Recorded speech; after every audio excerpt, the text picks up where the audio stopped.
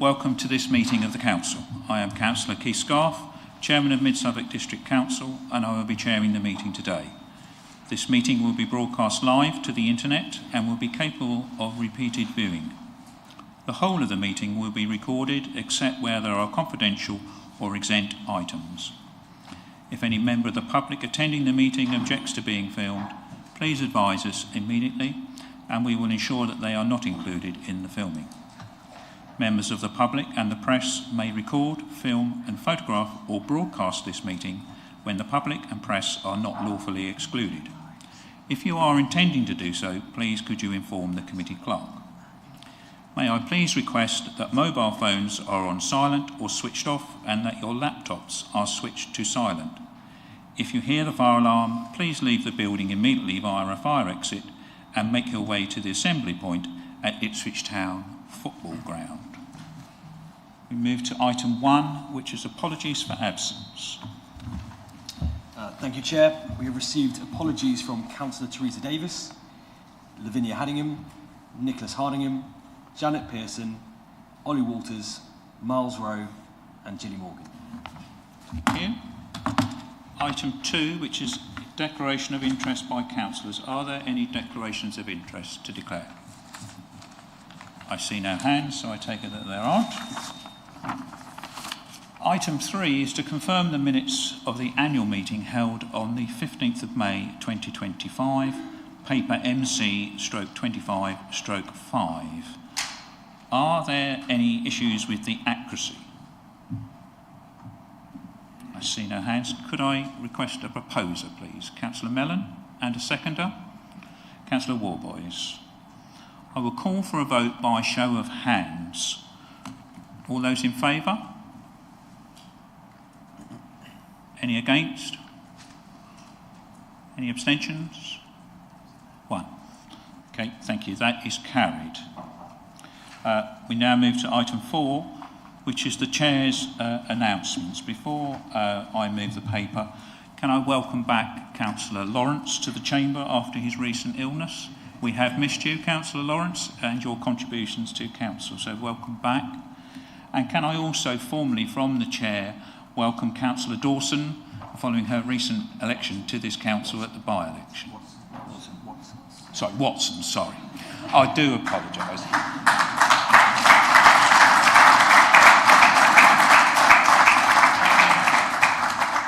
And I had it written down as well. Welcome to the Council, and note that on the very first day that you were able to perform Council duties, you attended Mid-Suffolk Scrutiny Committee, and I think that's really very good. Thank you very much. So paper MC/25/6 is the Chair's announcements, which is for noting. I've really enjoyed the 4 events I've been to so far, and I've got 3 more events within the next week as well, so we're off to a good start.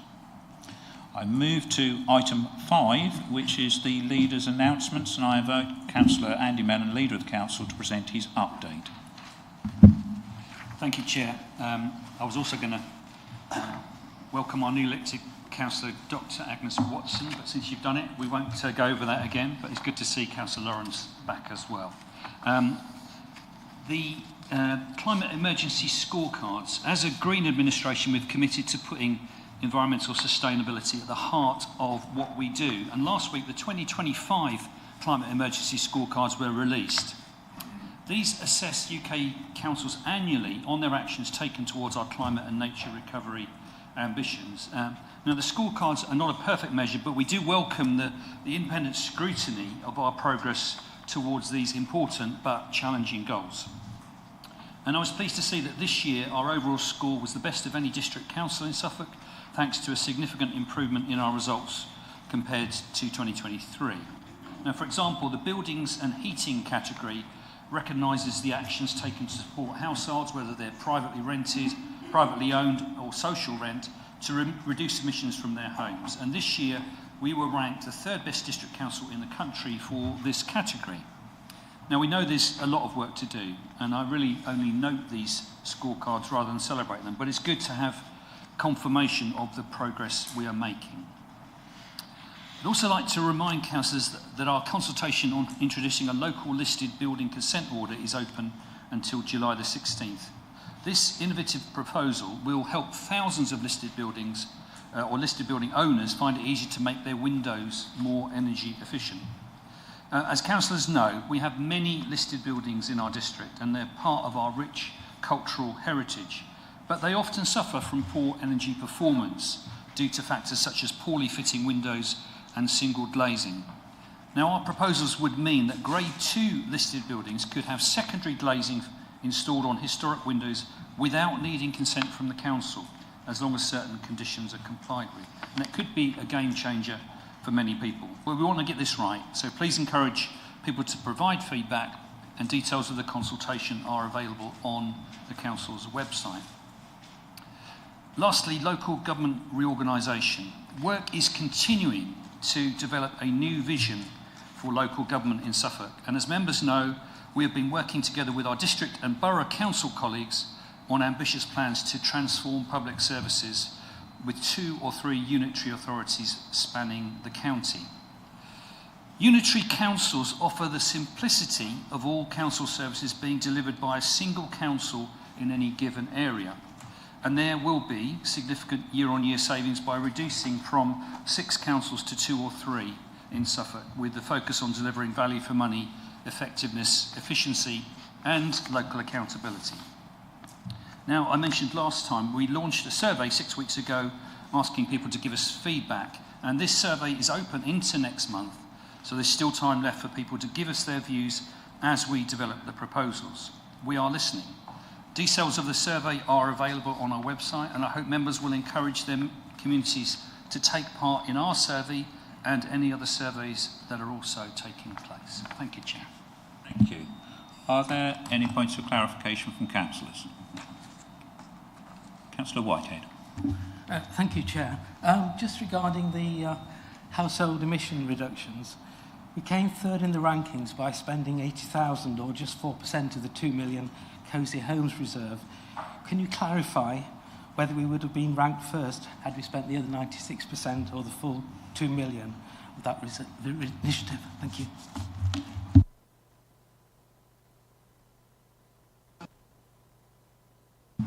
Thank you, Chair. Thank you for that question, Councillor Whitehead. So the council climate scorecards are available on the web. You can look up our council and all other councils. I'm not entirely clear in my own mind what the mechanism and the marking relates to in terms of how they calculate these things. But I'm convinced that had we been able to persuade more people to take that insulation, we would have had a higher rating. And we are looking to provide more insulation and more information for householders so that that scheme delivers more. It's somewhat frustrating that, and I think it's not just our scheme, that when we're giving out essentially free upgrades to people's homes, that a lot of people don't seem terribly interested. And I think that's not just our scheme, that seems to be common to these type of schemes, unfortunately. Are there any other points of clarification? Okay, thank you very much. We now move to item 6, which is petitions. None received, Chair. And item 7, which is questions by the public. Again, none received, Chair. Okay. Item 8 then is questions by councillors. Question 1 is a question from Councillor Harry Richardson to Councillor Andy Mellon. Councillor Richardson. Lovely, thank you very much, Chair. The findings of Baroness Casey's audit into group-based child sexual exploitation and abuse are profoundly serious and have significant implications for local authorities. While Mid-Suffolk was not one of the areas which formed the primary focus of the audit, it is only prudent that we ask ourselves just how robust our council is in dealing with this issue. Recognising that many of the recommendations contained within the audit will require primary legislation that will therefore take time to be enacted, can Councillor Mellon please confirm what urgent steps the Council can take to review its own procedures and best practice?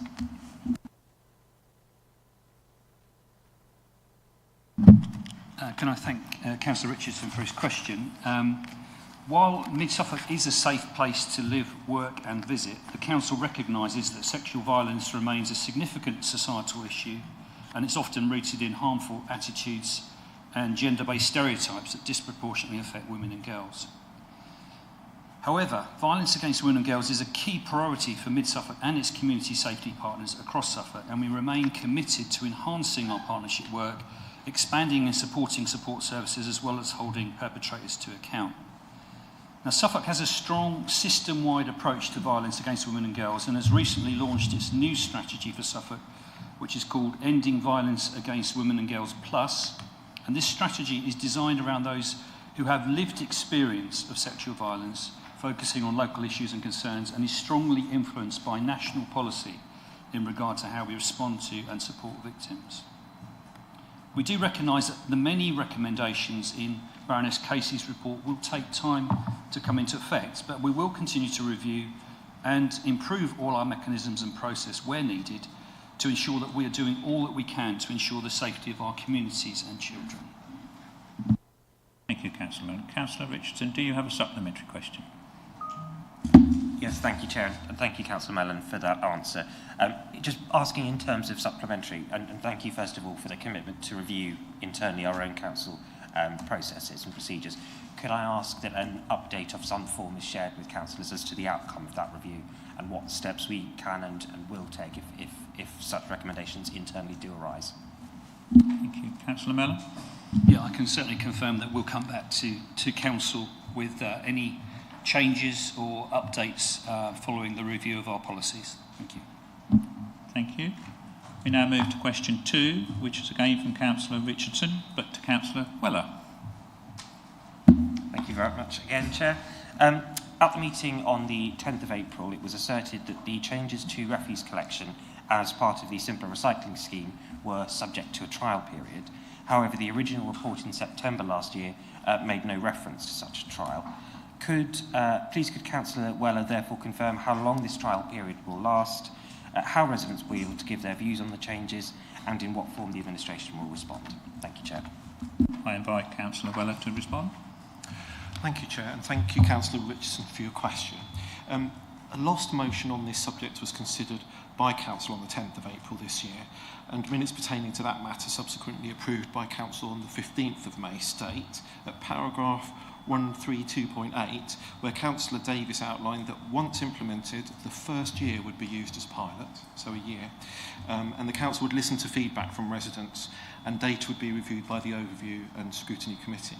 And at paragraph 132.16, where Councillor Stringer highlighted that whilst there were legitimate concerns on the new system from residents, a review would be undertaken following implementation. So we have given a commitment to undertake a review and listen to what people are saying. We'll monitor service levels before and after the changes are made to the waste collections next year. And you may be cited on routine randomised independent survey, which is happening at the moment, this month and next month, on the contents of residual waste bins. We'll use a range of factors to determine if the change has been successful, including customer contact levels and recycling rates. We won't be putting any timescale on reviewing the service, as this would be based on need, but a review would certainly be expected to be brought through to Overview and Scrutiny during the first year. As with any new service, this one could be subject to future amendment or change if it was operating suboptimally, or if it would benefit from new technology, or could be subject to legislative changes. If there's a proven need arising from resident feedback, then we would carry out wider engagement before making any further changes to the service, but we're confident this wouldn't be the case. We're well aware that for this frontline service in particular, our residents will make it very clear to us very quickly if they're unhappy with the way that the service is being delivered and why. And in the same way that many of them have asked to be able to recycle food or glass from the curbside at the moment and to have more recycling capacity than they currently have, we expect residents will feed both positive and negative back to us. For clarity though, we'd not expect to need to fundamentally change any core component of the new service, such as weekly food, 3 weekly residual or twin stream recycling, and remain confident that the chosen collection system will work. Evidence from other authorities operating this system over the last 7 years supports our position. We'll be making reference to other early adopter authorities and those like Somerset, who are introducing further enhancements to encourage better recycling habits. We'll support residents through these changes, and we're actively listening to and providing solutions for any legitimate concerns. Our waste team has a solid track record of delivering this service and changes to waste services, and our communications internally and externally will progressively ramp up as we now enter the year before go live. Finally, we will imminently launch a collection of electrical items at 6 locations across mid-Suffolk, and I'll be making an announcement confirming the locations within the next few weeks, and this will supplement our existing trial collection points for blister pack recycling. Thanks. Mr. Richardson, do you have a supplementary question? Yes, thank you, Chair, and thank you, Councillor Weller, for that very comprehensive answer. Just by way of supplementary, can I ask whether the administration will make clear effectively what he said when we communicate out to residents? Because I think one of the things certainly that I've found is that when residents aren't communicated with about particularly the complexity of a change and not understanding how the council will monitor and track the performance of any change, that tends to add anxiety and undermines a degree of public confidence in the services we provide.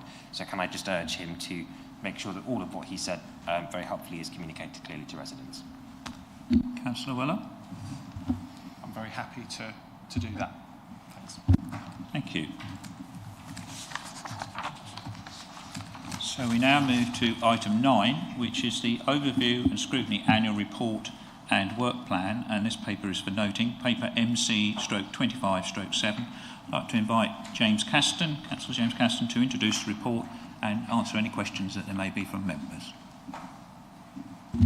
Thank you, Chair. I'm very pleased to introduce this annual scrutiny report. So in preparation for this, I sort of looked deeply into what we're doing in the scrutiny, which is a good time to do that when the annual report comes in. And what I was looking at was the tangible things that recommendations we've made. And we've done some really good work with obviously the locality grants increase, and also ever such a lot with the new tenant scrutiny board, which is a great tool for tenants' participation in housing issues. We asked for a vice chair for succession planning, and also that there's a quorum, and have worked very closely with them. It's not all about tangible recommendations as well. We've had several recommendations that maybe have just fed into what's been done in the council, but not directly, haven't been taken up on directly. But also at the same time, I think we've got to be careful we don't get too hung up on just making recommendations, because the scrutiny committee is a great opportunity to sit there and debate the issues in front of the cabinet members and the officers involved, and we can use it to sort of sow seeds in what we do, so that won't show up in a recommendation. So there's lots of good work. I'm really pleased. We've explored a lot of process and funding, and hopefully brought a lot of transparency to what the council are doing. I'd just like to thank the team, all the councillors. We have really good debate. They do a really good job of analysing papers, going through all that work. Debate is never tepid. We also, I've got to thank my vice chair, Councillor Scarf, who really does handle half the workload in there. He attends meetings and feeds into me that I can't go into, and is always there. We talk constantly about what's going on. But the real hero is Alicia, who just works so hard. She's worked on this new scoping tool, and I think that is one of the best scoping tools around. She also goes to other councils quite regularly, speaks to them, and finds out what they're doing with scrutiny. And hopefully it confirms that we're doing things right. And we occasionally pick things up and we bring those into our scrutiny, and we've done that with several things. So, thank you. Introduce the report. Thank you. Are there any questions?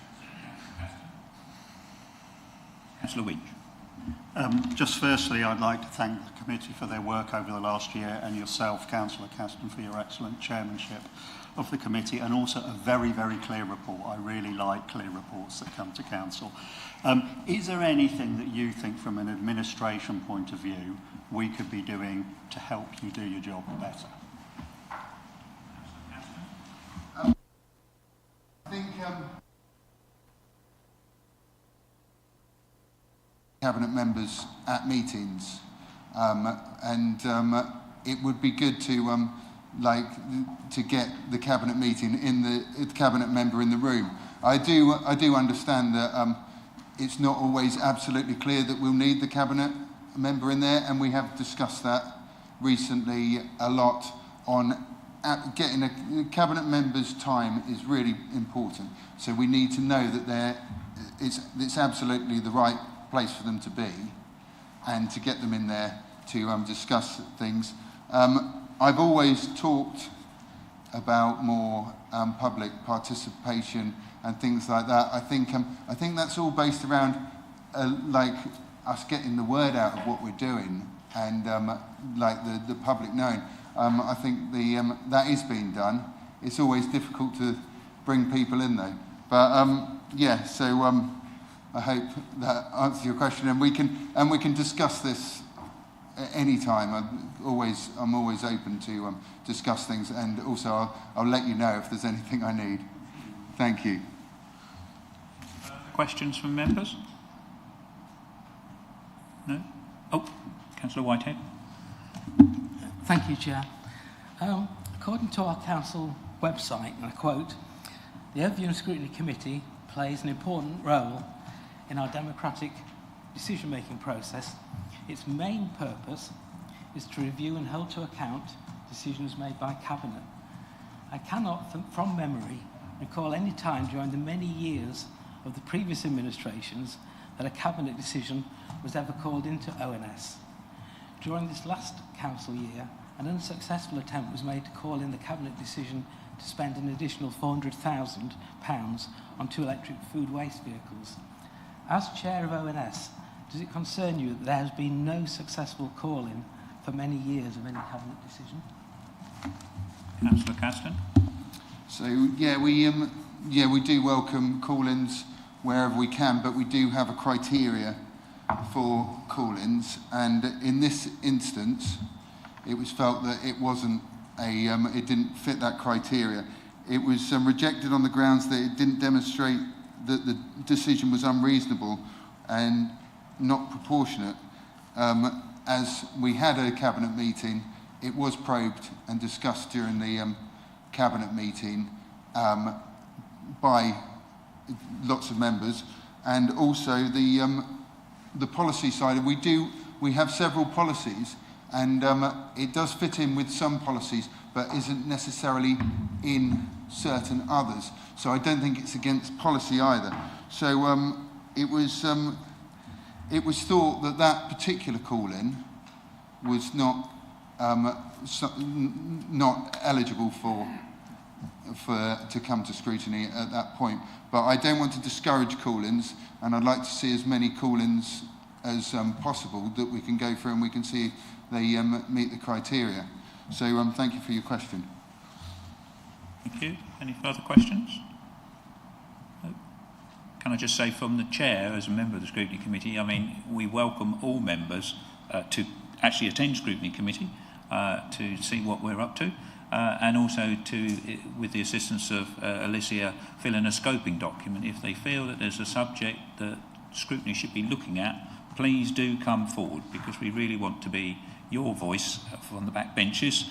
It is your chance to feed into the Scrutiny Committee, which is a very important committee on the Council, and we do welcome submissions from you. So please feel free to, at any time, not just for a call-in, actually submit something that we could look at scrutiny. Thank you. Okay. We now move to item 10, which is the Joint Audit and Standards Committee Annual Report, paper MC 25/8 for noting, and I'd like to invite Councillor Matheson to introduce the report and answer any questions. Thank you, Chair. I'd firstly formally propose that Council notes the report of the annual report of the Joint Audit Standards Committee, and just a few points I wanted to draw your attention to. First of all, I'd like to thank the quite a range of officers from various different roles who come to the committee with the reports that we look at, and also to thank my co-chair, as Councillor Bryn Harron from Baber. This is a joint committee, and to say that you may remember a meeting or two back that we agreed to seek an independent member of the committee, and I'm pleased to say that we have offered that role to somebody, and the finer details are just being sorted out, so I can't give you the name yet. Secondly, in terms of the particularly important, worrying work that we've done during the year, if you look to page 61 for a moment, you'll see external audit, and that that our accounts and value for money auditing, which basically hadn't been done by the external auditors for 3 years, we've now, based on the work the internal work that's been done, we have put those accounts through and in the best order that we can. I've spoken about those problems before here. So we did that, and the other thing also on page 61 that I just wanted to mention is the next item, risk management. What the committee currently does is only to look at the arrangements that are made for assessing and mitigating the risks that the council recognises. We don't actually look at the risks themselves, and I've discussed this with Councillor Caston, and I think we'll be wanting to go back to a system that I'm familiar with from a few years ago, where the backbench members, so to speak, of our committees look at the more concerning red flagged risks, at least. Having said, though, that they are available to everybody if you want to look at them, but the point is that are we looking at them? Are we looking at them hard enough? So just wanted to highlight that particular point. And finally, and I've just got the note here, next Monday's meeting of the committee, one of the things it will be looking at, as it does annually, is something called the Annual Governance Statement. And this is one of these things that really belongs to the whole council. It's setting out how we do our business generally, how the governance, department by department, in quite an amount of detail. I'll just read you what it says. Why is it so important? It's a statutory requirement for local authorities to prepare and publish an annual governance statement, right? And it publicly reports on how well we comply with our governance code each year. And it evaluates the effectiveness of governance arrangements and outlines any planned changes for the coming period. Preparation of this statement is designed to enhance the effectiveness of the governance framework. So I would urge you to actually have a look at that. It is on page 165 of next Monday's Joint Audit and Standards Committee agenda. So, I think that is something very important. It's a statement of what we should be doing, best practice all the way through. So the question for all of you really reading it is, are we doing all these things? So that's just my little challenge to you. So I would propose that you note the report accordingly. Thank you, Councillor Matheson. Are there any questions? see no hands, so thank you for that. Thank you for that. So we now move to item 11, which is the SIL Expenditure Framework 7th Review, and this is paper MC25/9. I'd like to invite Councillor Andrew Stringer to introduce the report and move the recommendations.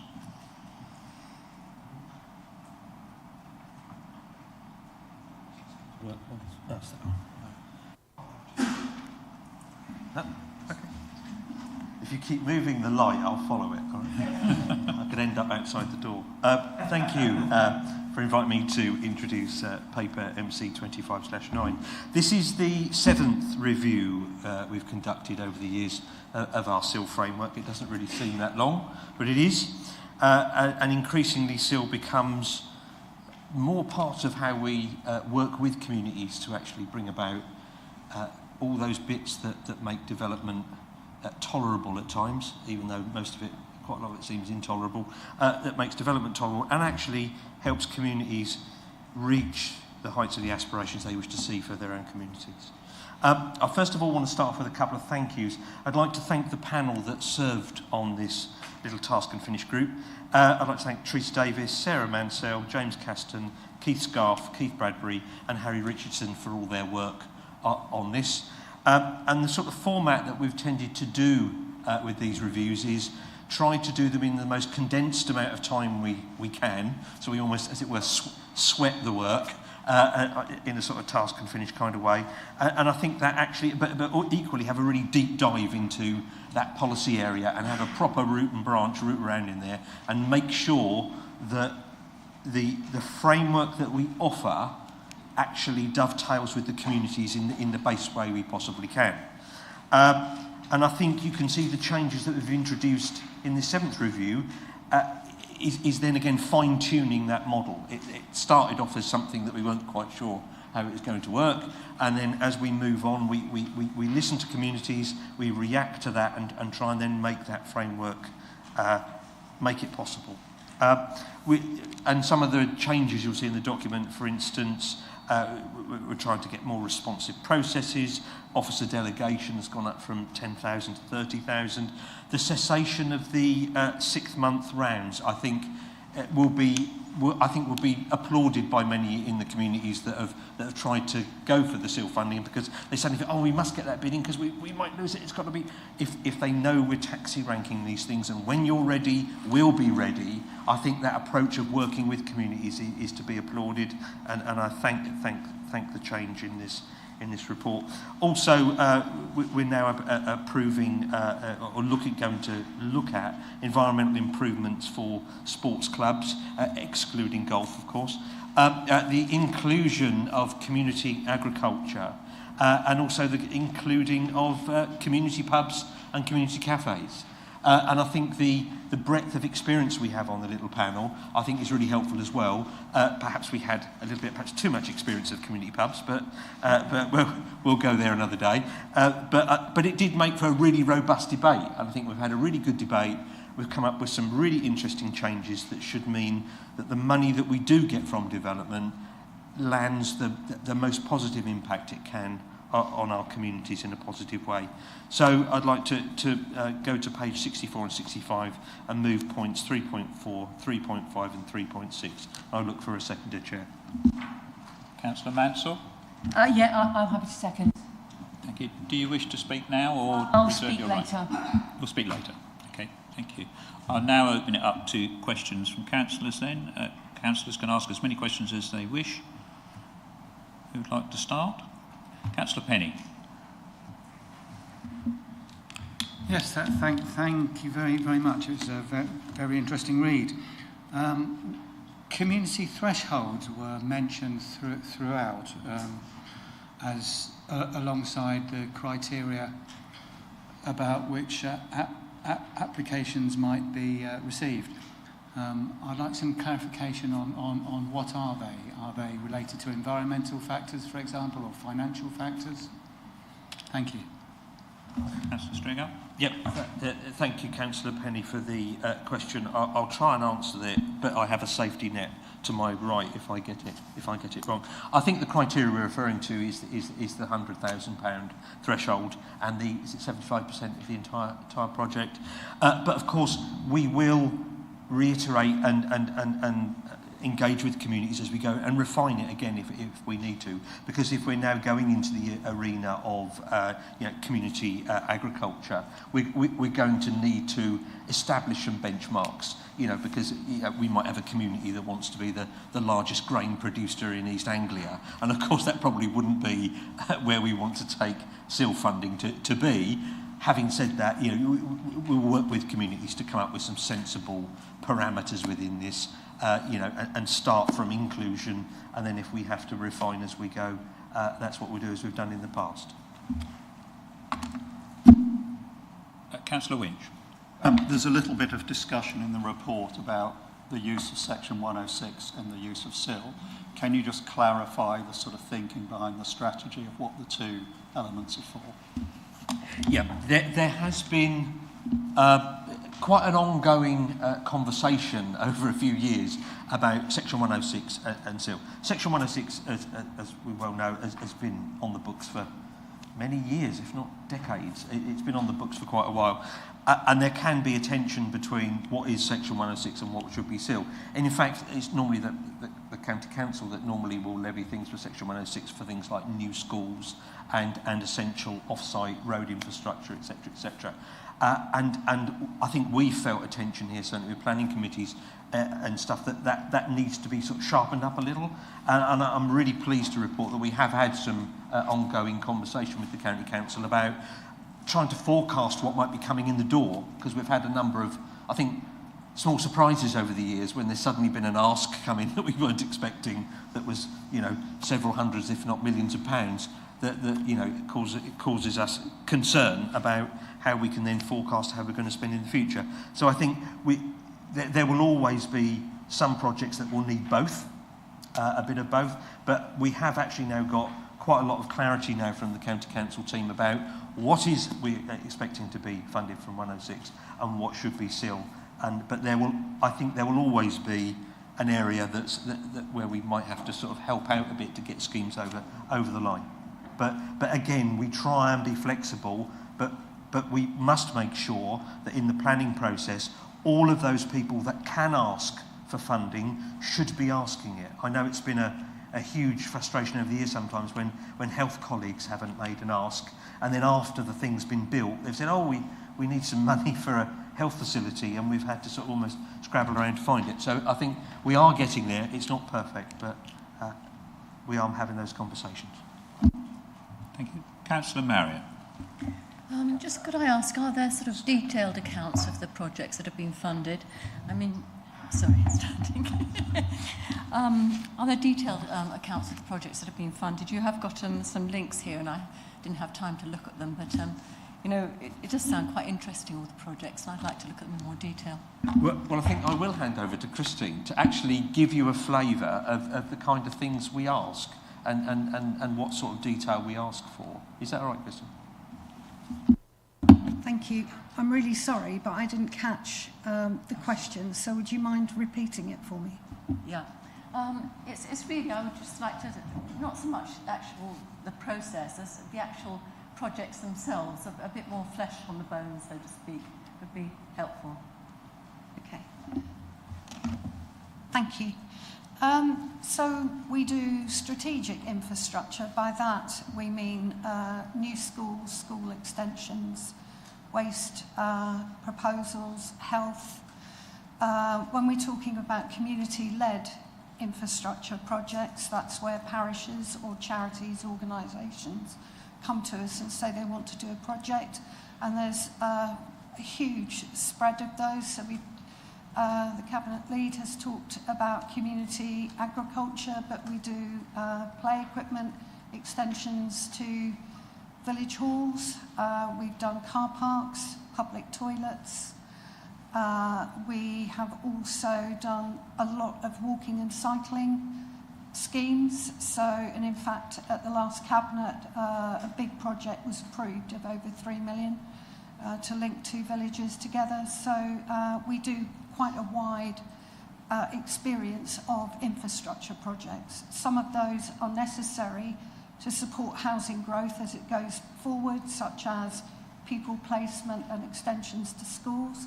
But we still cannot afford to pay for everything. So, as Councillor Stringer has said, we are, from the 1st of September 2019, you weren't able to use Section 106 and SIL alongside each other, but the government changed it on that date because they recognised that very important projects actually might need both of those funding streams in order to be landed. I'm not sure if I've covered what you wanted. If I may, I just you were asking also some of the criteria we ask of the parishes and stuff that get involved in the projects. No, I understand what's. Okay. Sorry, I understand what's in the report. I'm just interested in that list of projects that have been funded. For example, I wasn't really aware that you were funding things in health and rail, and I just wondered, you know, what sort of projects those were. Thank you. So we also have something called an infrastructure delivery plan, which supports the joint local plan. We are in the middle of refreshing that. I can tell you some really good news in that we now have a list of projects which have come forward from health. So we are working on some of those and bringing them forward. And we have had some rail projects, things that we've been looking at from a Section 106 point of view, but there is also an ongoing project at Thurston where we're talking about SIL and other funding.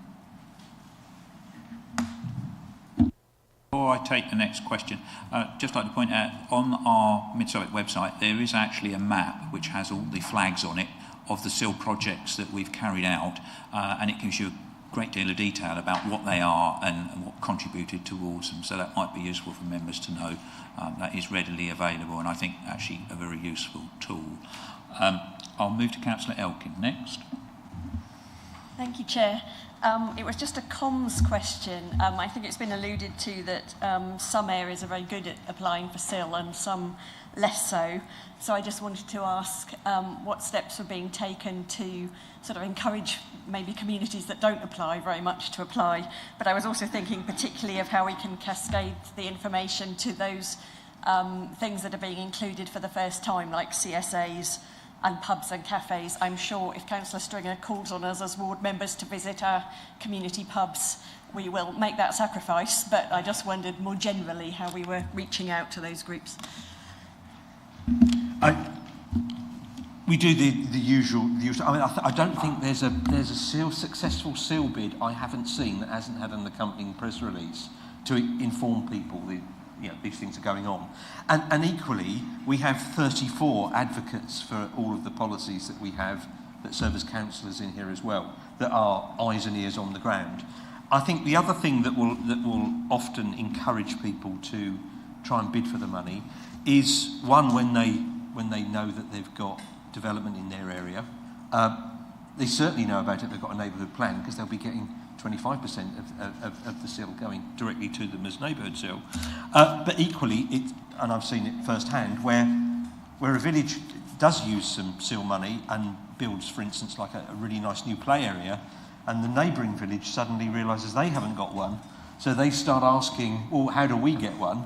And so I think actually often word of mouth, or what you actually see happening in terms of infrastructure, they've got one of them, we'd like one of them, well, come on then, let's get your bid in, let's get that, and also put it in your plans. If we are encouraging, despite the lack of funding from government, parishes to carry out neighbourhood plans and neighbourhood plan reviews, and part of that ought to be where you engage with your public and your community and say, what is it that you want? If we get this level of development, what are the things that you wish to see coming forward as parish infrastructure?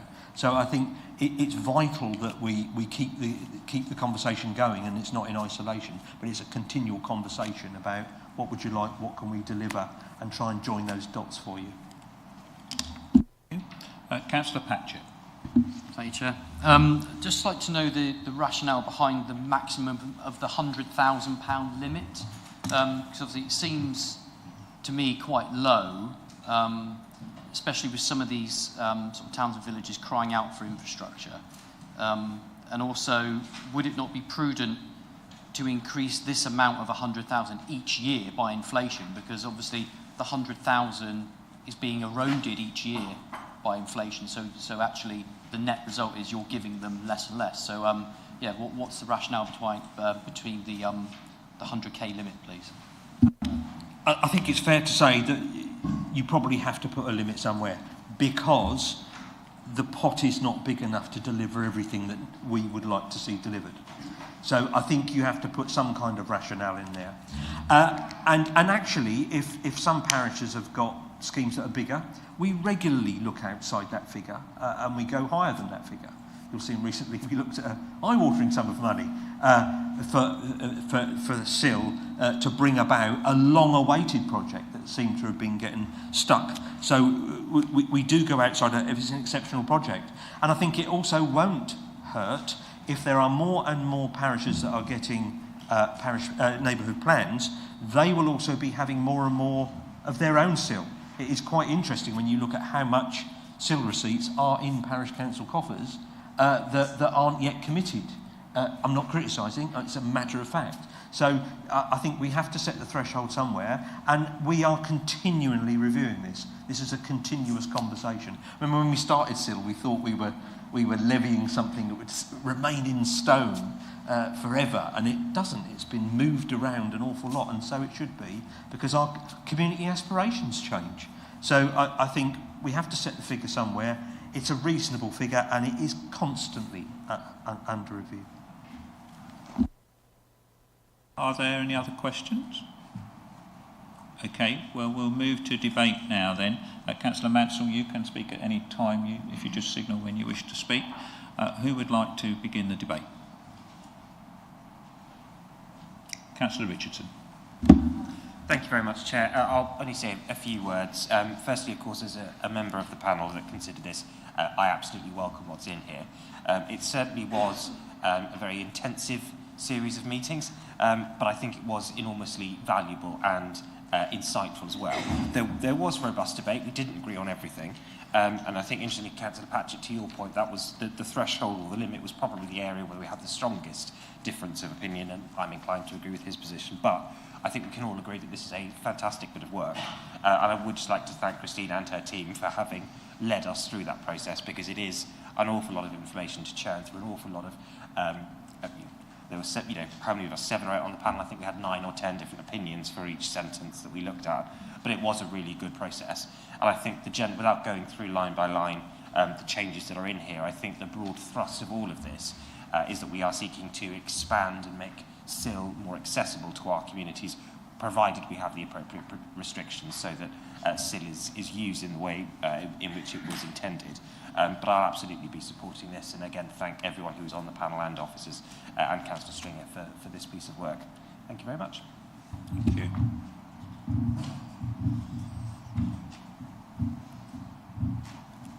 Yes, Councillor Caston. Thank you. Just like to say a few words because I was on this panel as well, and every year this comes up, and I think, how much can we really change in the SIL framework? It seems to work well, but Christine and the team have got so many, they've got so much information, so much tweak, there's so many tweaks. There's all sorts of debate, and a lot of the debate is, it's really it's not waving things through at all. It's like there's some really good conversation.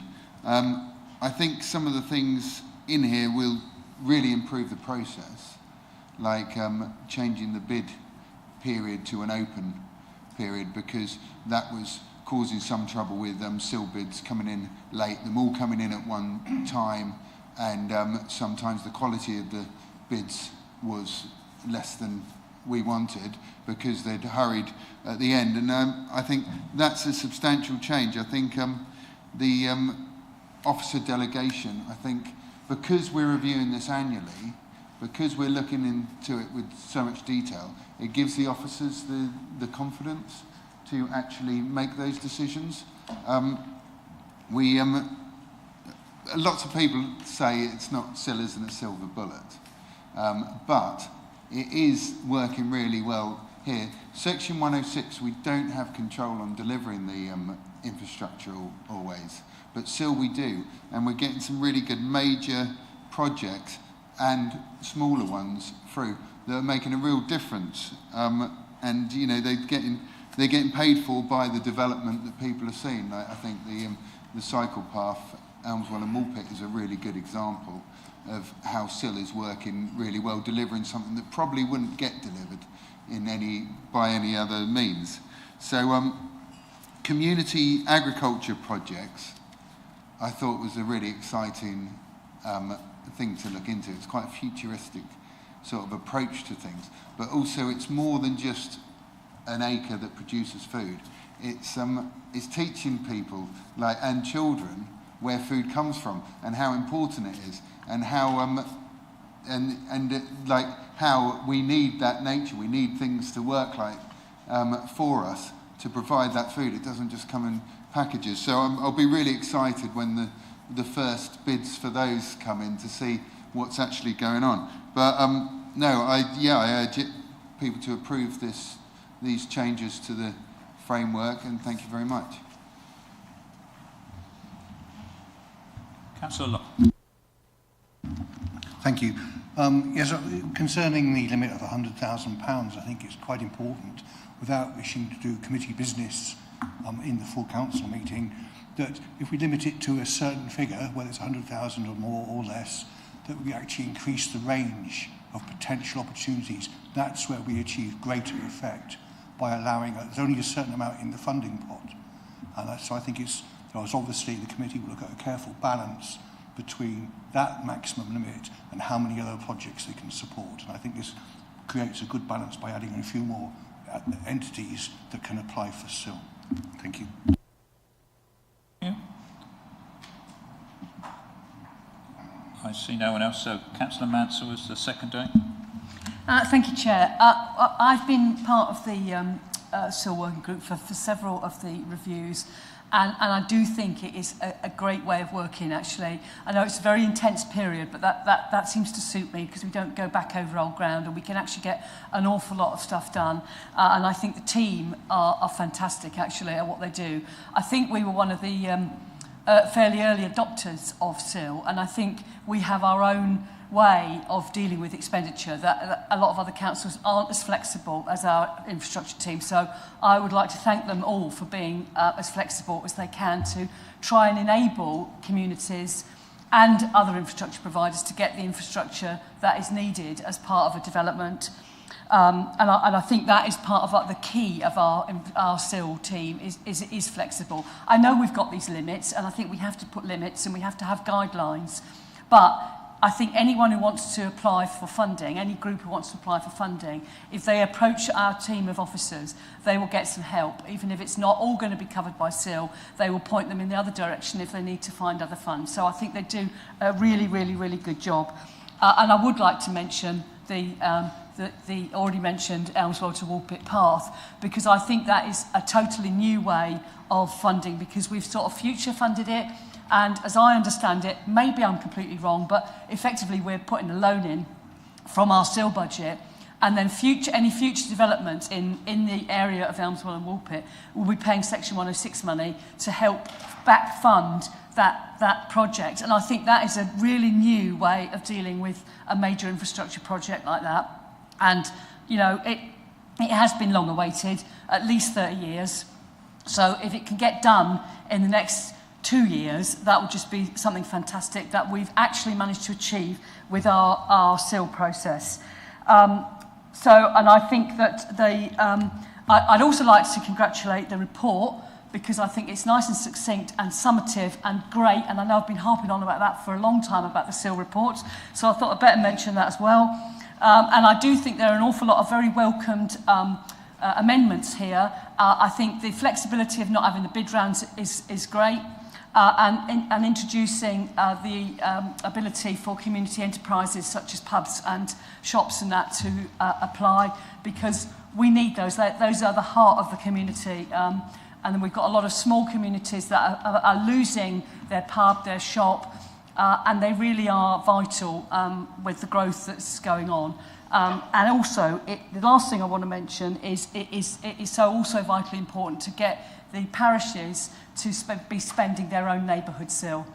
And that is all part of our SIL expenditure framework. So I hope that everyone in this chamber will be able to support it, because I think we have a good SIL system here. We have some fantastic officers, and it does appear to be working. So thank you. I'd like to sum up and close the debate. Yep, very briefly, Chair, thank you very much. Thank you for all the comments. I forgot to thank the staff for all the work that went into the review and the ongoing work that you do. I think this part of what we do, it's always nice to give out money, isn't it? Everyone's very friendly if you're giving out money, but you have to put restrictions on it, and you have to put a policy framework around it.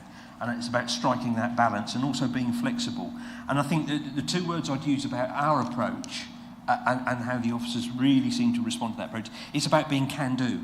When people are coming in the front door now, we're not going, oh, I'm very sorry, subsection B says we can't fund that. We're going, well, okay, the policy framework says this, but you're coming at it, and the way we support people to try and get that community infrastructure where it's needed in a timely fashion, I think is a real credit to us. So I really want to thank all of the staff that work on this. I thank the panel that looked at this earlier for being getting that can-do kind of approach going into this. And I'm just going to reflect on one of the bids that we approved this time, because I remember early on in the early debates, people said, they'll be doing all sorts of gilt-edged projects with this, Well, one of the projects we funded in the last round was a heated chandelier in a church. Actually, that was a vital bit of community infrastructure, because they want to have more meetings in that church. That community wants to use that beautiful building again in a modern way. So that was a perfect use of that, and a brilliant community use of that. The old framework wouldn't have entertained it. The amended framework has, and long may that continue. Thank you. Thank you. I will now ask the Head of Democratic Services to conduct the electronic vote. Thank you, Chair. Councillors, that vote is now in progress.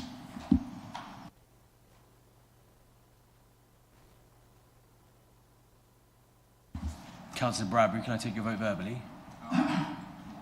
4.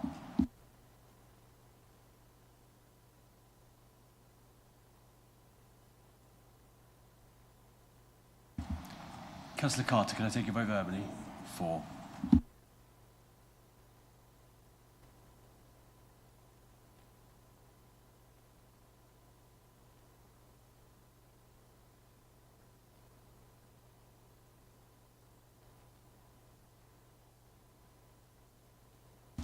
Thank you, Chair. That was 27 votes for. We now move to item 12, which is the Depot Transformation Project, referred to paper MC/25/10. I'd like to invite Councillor Winch to introduce the report and move the recommendations, please. I'd like to introduce report MC/25/10 Depot Transformation Project, and what I want to do is break this into 3 parts. So part 1, what is the problem, what's the issue that we're trying to solve? Part 2, a little bit more about what we're actually going to do, and then the last bit, what are the financial implications? So the existing depot in Stowmarket won't meet the operating requirements in the short or longer term.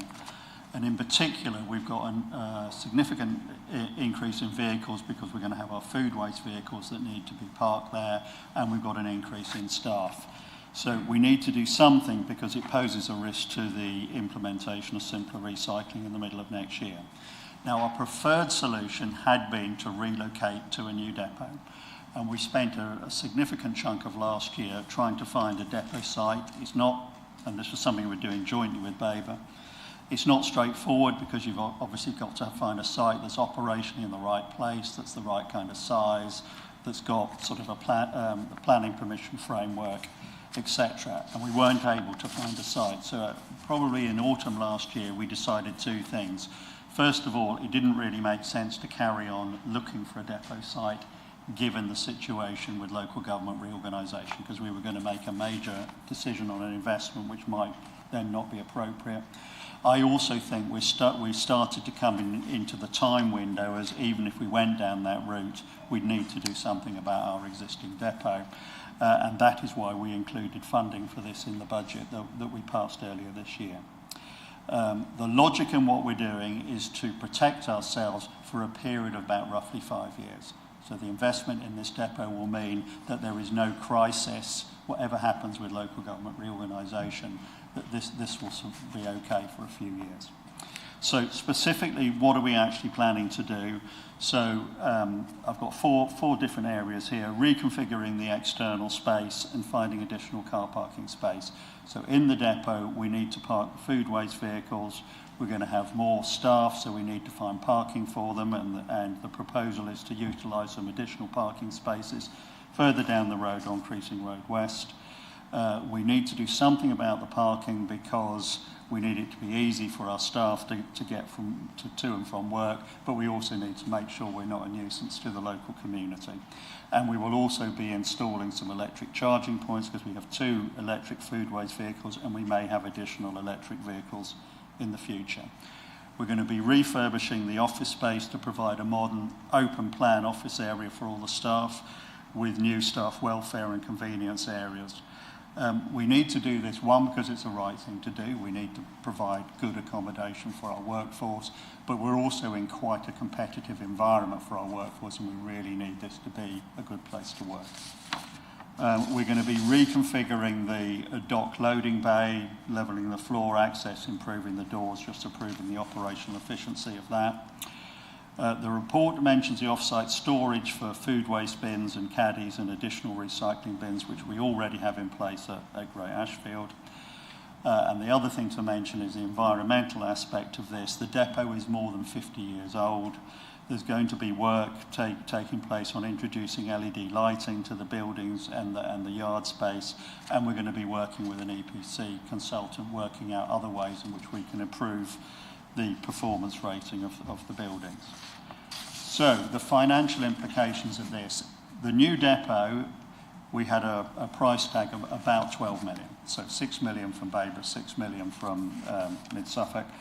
That is in our medium-term financial plan. So we left that in there because it's something at some point this council or the council that inherits us will need to do. But we'd already effectively made at budget time the decision to shelf that. What this paper specifically is saying, that we had a budget this year of 450k, we had a provisional 250k next year, and this is proposing that we bring the 250k into this year. So that will make a total budget envelope of 750k. The actual cost estimate at the moment is 645k, so that gives a 55k contingency. If we move money from next year into this year, there's a little bit of an interest charge in an order of about 10k a year. And there's a further cost of about 20,000 a year for the off-site parking I've referred to. The cost of the off-site bin stores was already included in the budget. A couple of other detailed things to mention that are in the paper is that we've had about 70k's worth of sort of day-to-day maintenance on the depot since 22-23. We'd expect that cost to decline when we've done this work. And we're looking at potentially funding up to 48% of the 645k via SIL.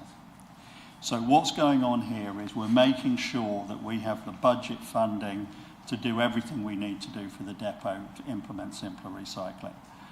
And we're not changing the amount of money over the medium term that we were required, and the core decisions we'd already made earlier this year.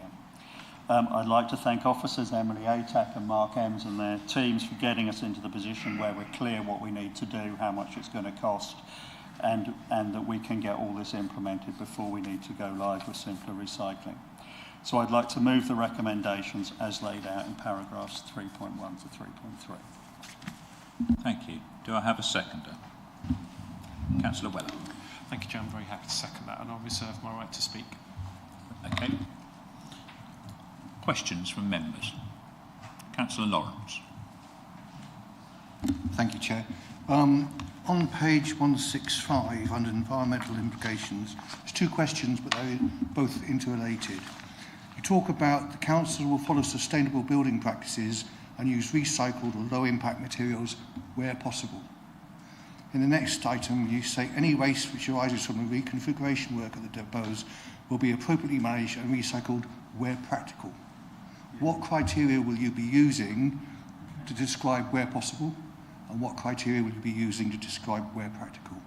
Okay. So reasonable questions, and I might ask Emily Atack to come in with some detail. But in principle, what we're saying is we're committing to try and improve the EPC rating of the buildings. We haven't got the information on exactly what we may or may not be able to do at the moment. And there may be some need to use some of the contingency in order to achieve that. But we need to have a look at the detail of that before being able to answer specifically. Emily, do you want to comment further?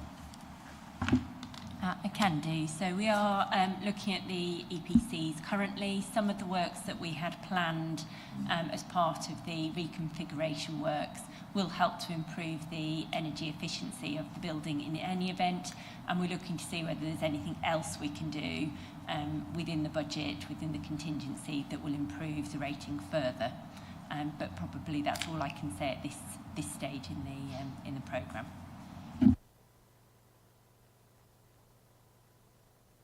Yes, Councillor Caston.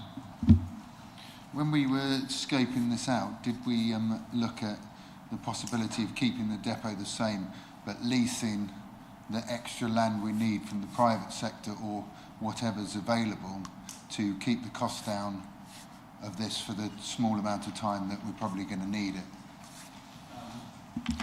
When you say the small amount of time, it's definitely going to be years. So we've got these vehicles. It makes sense that we have the whole workforce integrated on one site. It's not like this problem's going to be solved in a year or 2 years' time, because whatever happens with the new council, with a new depot, that's going to take a considerable time to get in place. So I think this is a very sensible thing for us to do, to take the existing site and get everything on that site organised.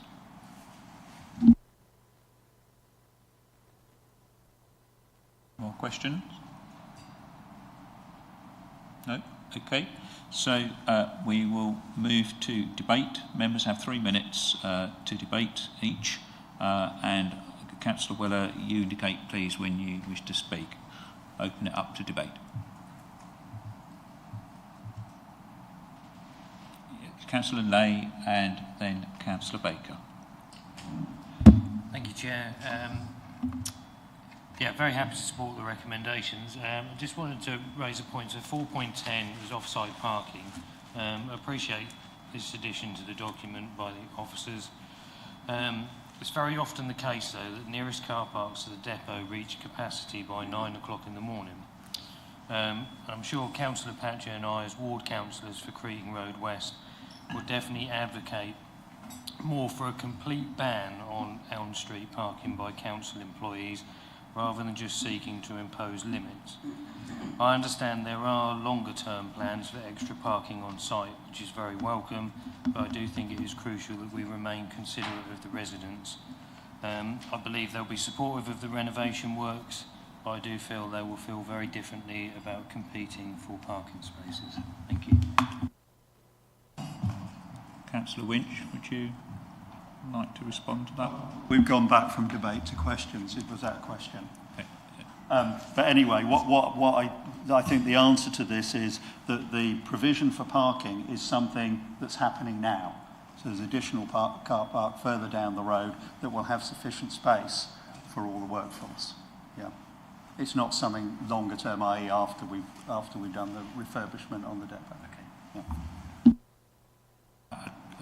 Apologise for asking, but I think it's a really important point so far as Stowmarket members are concerned. Absolutely. There was an additional one about a ban on a particular road, which is probably out of scope of this particular debate. I don't know whether we want to comment on that, because that's part of a wider debate about parking generally, I think. Yes, we're carrying out the residents' parking zone work in conjunction with the county council's parking officers in the roads in the surrounding area around Creating Road. We're aware of the parking issues there, but yeah, I don't think we would legally be able to enforce or ban Serco's employees from where they can legally park effectively, but we are making sure that we provide adequate parking off-site in a short distance from there, and we would do everything in our power to direct their staff towards parking there, which would make a lot of sense, obviously. Thank you, Chair. I'm speaking in support of this recommendation. I am familiar with the site, and it mentions down here on page 160, there's sort of just one line about the site safety at all times, and I actually expect that there's quite a significant health and safety aspect to this if, with the future changes, something isn't done. So to sit tight and not do anything while we wait for LGR really, for me, doesn't really seem like an option, and I think perhaps we need to give more weight to the health and safety aspects of this particular area, so I would be in support of this. Is there anyone else wishes to join the debate? Councillor Patchett. Thank you, Chair. So obviously I have to say something, much like Councillor Lake, because this does sit in my ward, and Cretan Road West causes ourselves more email traffic and complaints and issues than all of the other roads in our ward combined. So I need to sort of speak up for the residents, because they will not support a 5-year extension to this site. So therefore I cannot support a 5-year extension to this site. We have had complaints from residents about our trucks in particular, because what we've allowed, subsequent administrations have allowed, an established Victorian street next to a train station to have a mixture of commercial and industrial and obviously local authority infrastructure, and that road cannot receive that amount of traffic in its current guise, because also those who are familiar with the road, it's what you'd call a rat run, like a shortcut, like a through road. You go through that road to skip some traffic lights and the train track. So we need sort of immediate change from the county council as part of the parking review to change this to a one-way road in certain areas and certain restrictions, residents parking. But yeah, we do get complaints about our bin lorries in this road, because they go round the corner too fast, sort of don't look left or right, and they cut in front of road users. And yeah, obviously extra people down there, workers down there, cause extra parking pressure, which that road it's not bursting at the seams, it has burst and overspilled. So I'm sorry, but I cannot support a 5-year extension because of the impact of the residents on that road. Thank you, Chair. I completely understand where the local ward members are going, but to be perfectly honest, I don't think we've got any option. We've tried, in an ideal world, yes, it would have been fantastic to have found a new site that we could share with Baber that was away from that particular residential area. But, that has been tried, and it's like the clock is ticking, and we've got to do something before we have to bring in these food waste vehicles and all the other changes that are coming into our waste collections. So, I think the report sums it up. It says option 1 is not really viable. We can't sit and do nothing about it. And even if we did, I suspect it would make the situation worse in the local area, because you'd have more workers, more people in an area that wasn't really suitable for them all once they get there. So I don't think that is an option. Yeah, and option 3, I think we've been through that. We've tried. The officers have tried to find somewhere. Nothing is available that we can deal with in time to get the new waste collections ready. So I really think that option 2 is the only really thing we can do. Otherwise, we're just going to be in an even worse situation. So I will be supporting it. And yes, I think we probably then need to lobby to get something done about the parking and the traffic on Creting Road. Thank you.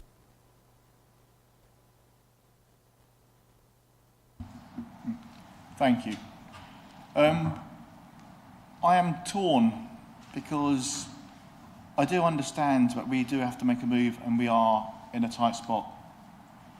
But I do know that from when I was ward member of Stoke Warney, that road was what gave me most of my headaches and sleepless nights.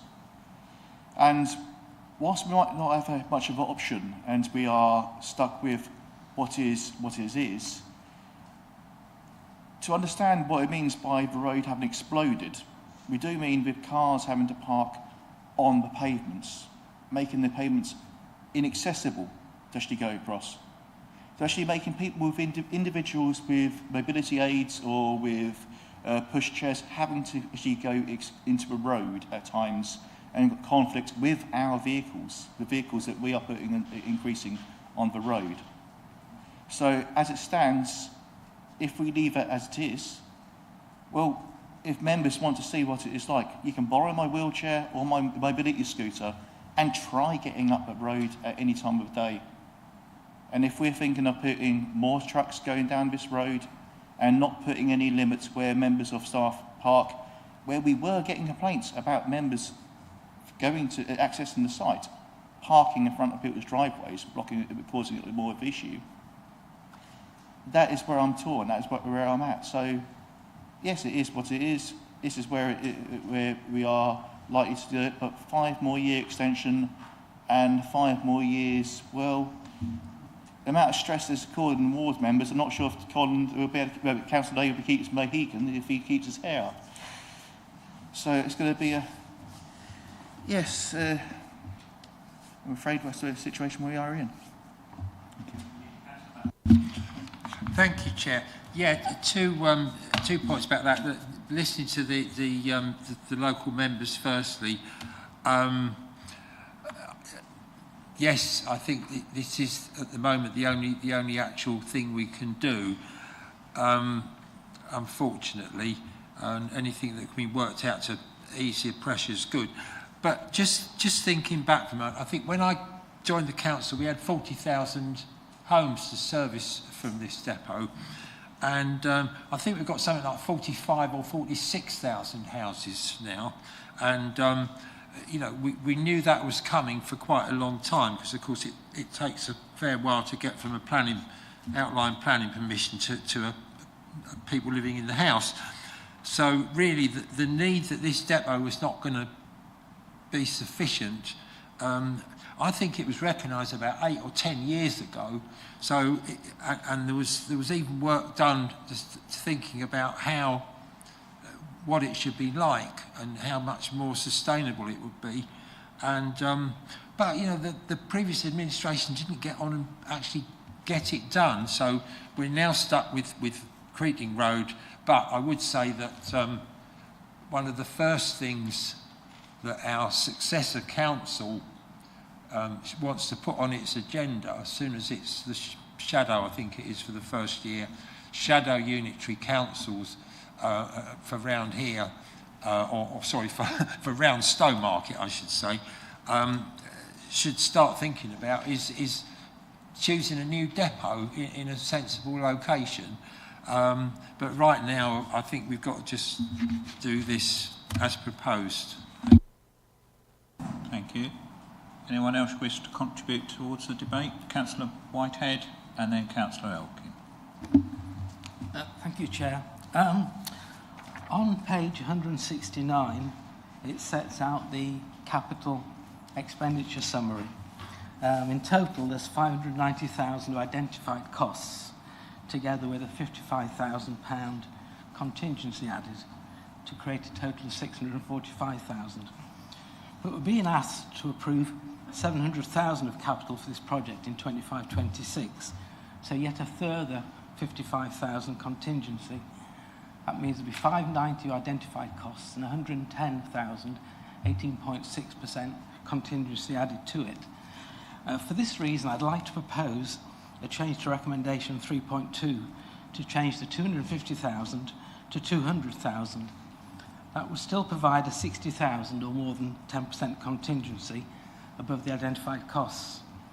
I appreciate that Mid-Suffolk is still awash with cash, but even so, I think we still need to set an expectation for financial discipline and value for money, especially in such a short-term fixed project such as this.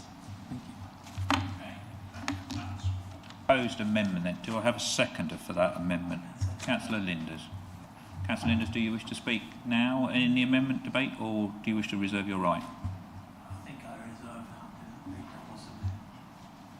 possibility. Okay, so we've now had an amendment, so we open a debate on the amendment. Anyone wish to speak?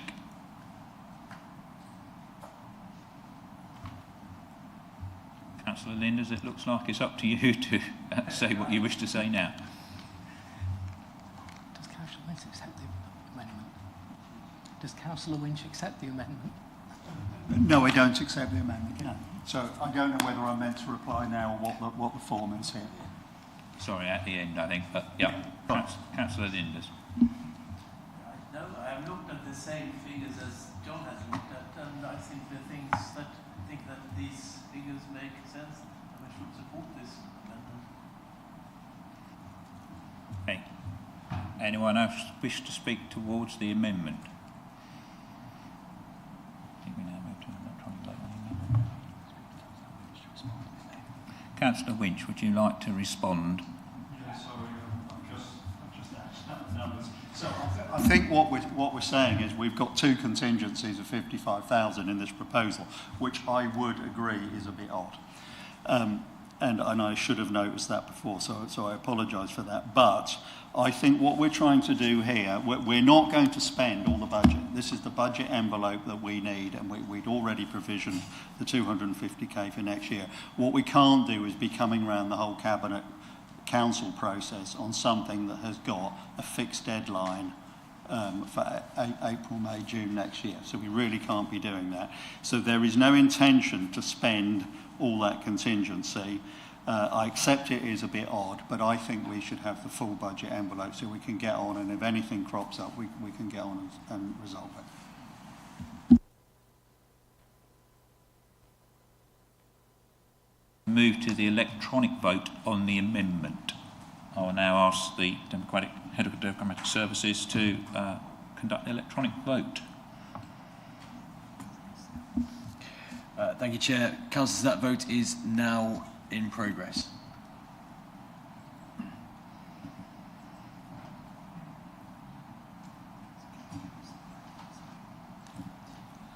Councillor Bradbury, can I take your vote verbally? Against. Right. Councillor Carter, can I take your vote against? Yeah.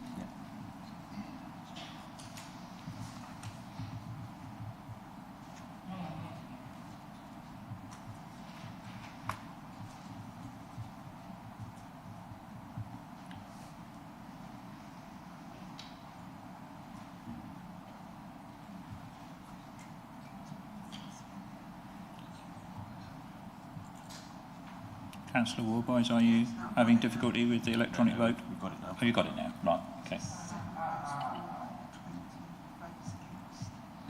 Councillors, that is 7 votes for and 20 votes against. So that is lost. So we now move back to the original motion. Is there anyone wishes to speak to the original motion before I call Councillor Weller to respond? Yes, Councillor Caston. Thank you very much. I'm struggling with this because I've heard from the ward members about the problems that we've got down there, and I don't think putting more into this site is a good idea. I think that this we could carry on using the site in the same way, maybe spend money on health and safety improvements if we need to, and park vehicles that we can move somewhere else. The ambulance service does it, and they park ambulances on a sort of farm in Otley, or they always used to. And this is a very cheap and effective way of overcoming this problem. I think with the ward members saying about the problems that these vehicles are causing, just saying we've got no choice but to put more onto that site is something that I'm really struggling to agree with. So at the moment, I don't think I'll be voting in favour of this. Councillor Elkin. Thank you, Chair. I will be voting for it for the reasons that Councillor Winch and Councillor Mansell and others have set out. But I do also sympathise with the ward members I also represent somewhere which has significant parking pressure, which is exacerbated by staff arriving to small factories that are in the community. So even though I'm going to vote for it, I would just like to ask if there's anything innovative we could look at, perhaps in terms of a small park and ride scheme, for example, that would be lightweight and cheap to implement and might help at least some of the staff not have to park on the neighbouring streets. But I will be supporting it. Thank you. Councillor Baker. Thank you, Chair. Obviously, we don't have the full detail of what all the plans are as part of this recommendation. But in response to Councillor Patchett's point and some other people about the site, you know, and the worries from residents, from what I recall, if Suffolk County Highways looked at the access point on that road and changed the access point, it could actually resolve some of the issues about coming around. Now, obviously, we can't go through it in here, but I think there are options to look at. And until we can sit down and actually look at the health and safety aspects, and until the teams can do that, I think there are options. So I think actually there's possibilities for us to deal with some of the worries within the room and just make this sort of interim measure. Anyone else? Councillor Stringer. Thank you, Chair. I wasn't aiming to speak on this one, but I think there's a couple of points that need to be made. For absolutely ages, I've always thought where this depot was not the best place to put the bin lorry collection for our district, which is why previous administrations have put calls out for new sites. This administration has put out calls for new sites, and everything that's come forward has either not been appropriate, not been deliverable, or just simply nothing. So if there are these farms that can accommodate all this, please tell them to respond to any of the calls for sites that we put out, because we've put out numerous ones. I think the bit we're missing about this particular site, this is not the best site to have these lorries, especially with the current parking regime that we've now gone out to consultation to try and amend. So everyone is assuming that the extra lorries will be here with the same parking regime we've got at the moment. That is highly likely not to be the case. And I, for one, would want to sort out that parking regime along that street, because I think it can be made better and safer for all concerned. Add bin lorries, as well as those increasing numbers that are now accessing the station from there, which we want to seek to encourage. I also applaud the work of the District Council trying to look at some of the car parks in that area, one of which I know is never full, and we are looking to sort of rent spaces at that one on a regular basis so that our staff can use that without adding to the existing problem that's there. So is this the best answer to the situation we're in? It isn't, but actually at the moment it's the only answer to the situation we are in that can be delivered in time.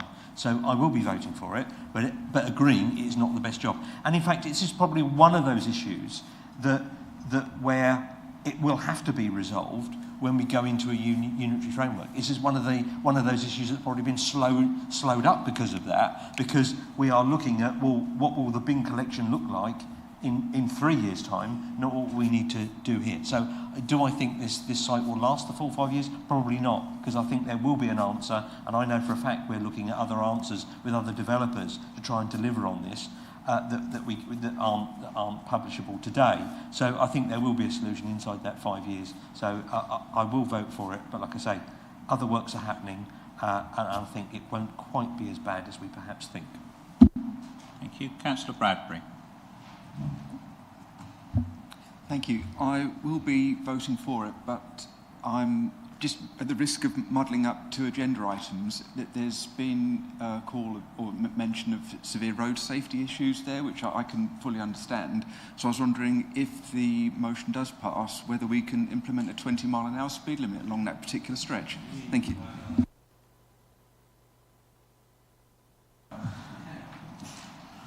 Okay.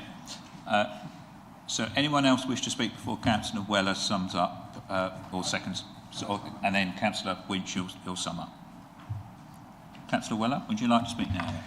Yeah, thank you, Chair. Thanks for Councillor Stringer for robbing my thunder really a lot there, because given you weren't going to speak, you then did, and you've said it all.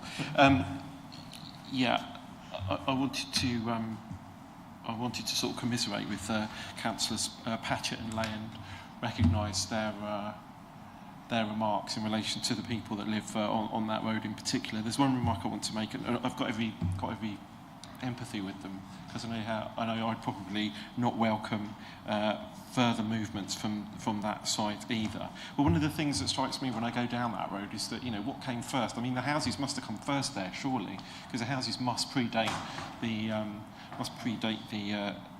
depot. So further development's not going to be great for them. They were there first. However, I am going to be supporting this proposal because I really don't think we do have any other options. As Councillor Winch has set out, it was explored in great detail last year, and probably going back before last year as well, by the sounds of things, about where the depot could be more ideally located. It clearly isn't ideally located at the moment. How anybody ever thought it would have been when it was put there, right opposite those Victorian houses, is kind of beyond me then. So further development now, obviously not great, but I don't think we really have another option. We've exhausted our choices elsewhere, and they've kind of evaded us. I think the point that Councillor Caston's making around, parking adjacent to roundabouts, which is where ambulances usually find themselves, is not going to be an option for our waste vehicles. Apart from anything else, there's regulation and governance around where waste vehicles can be, and Serco operate under a licence, and that licence restricts them currently to parking and keeping vehicles on that site. So it's not just as simple as acquiring another site. That other site also needs to be suitable to be licensed. There's a whole load of criteria attached to that as well. So even if we were to explore those options, which I'm not suggesting we should, there's additional complications to using alternative sites, even temporarily. And also favour Councillor Winch's position, which I know is reflected by our Director of Ops, which is that ideally the location will centralise all of the resources and not be split across more than one location. I think just finally, it's really important that we do make this decision, and we make this decision in favour of option 2 at the moment, because there is a risk in not doing so of not rolling out Simply Recycling in a timely way, and it's really critical that we do that.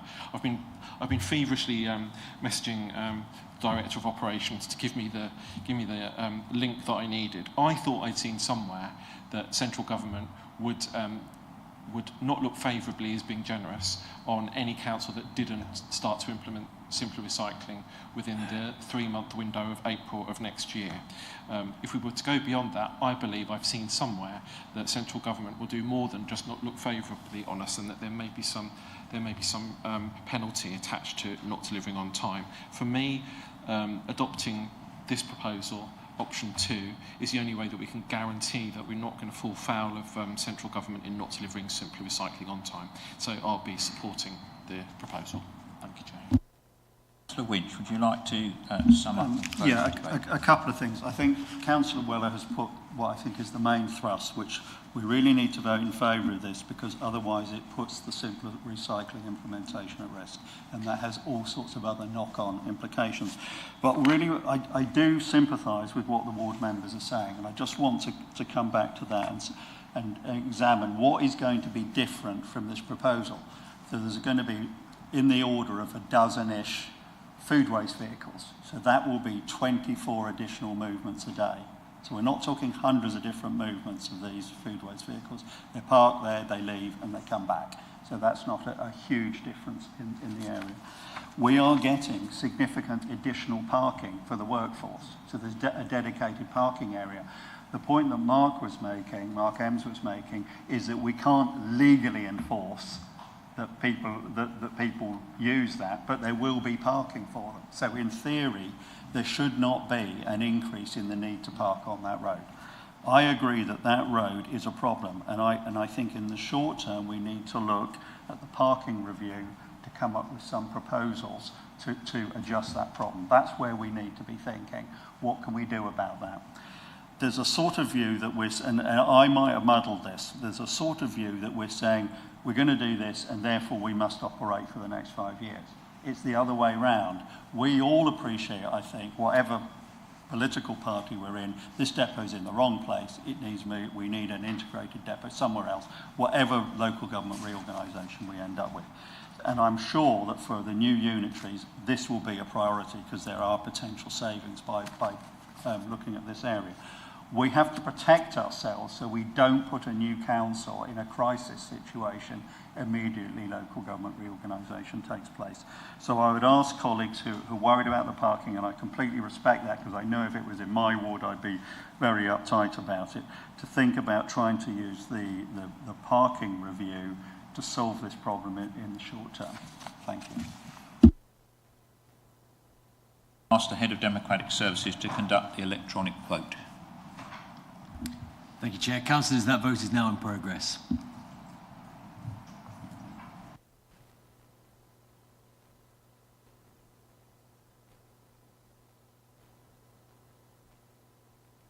Councillor Carter, can I take your vote verbally?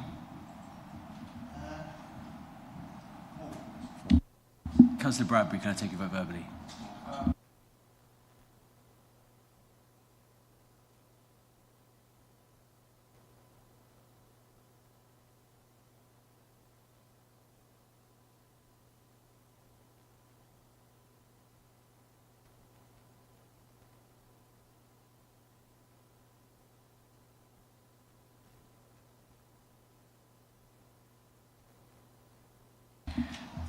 Thank you, councillors. That is 22 votes for, 5 votes against. Item 13, and then I'm going to move to a comfort break. I think we've had quite a long time in debate on a subject I didn't expect quite so much debate on. So I'll deal with agenda item 13, and then before we move to motions on notice, we'll have a comfort break. So councillor appointments, agenda item 13. Are there any changes to the councillor appointments? I see no signs that there are. Okay, we're going to move to, and I will be strict on this, 10 minutes comfort break maximum. I will start the meeting at 7:20 whether you're here or not.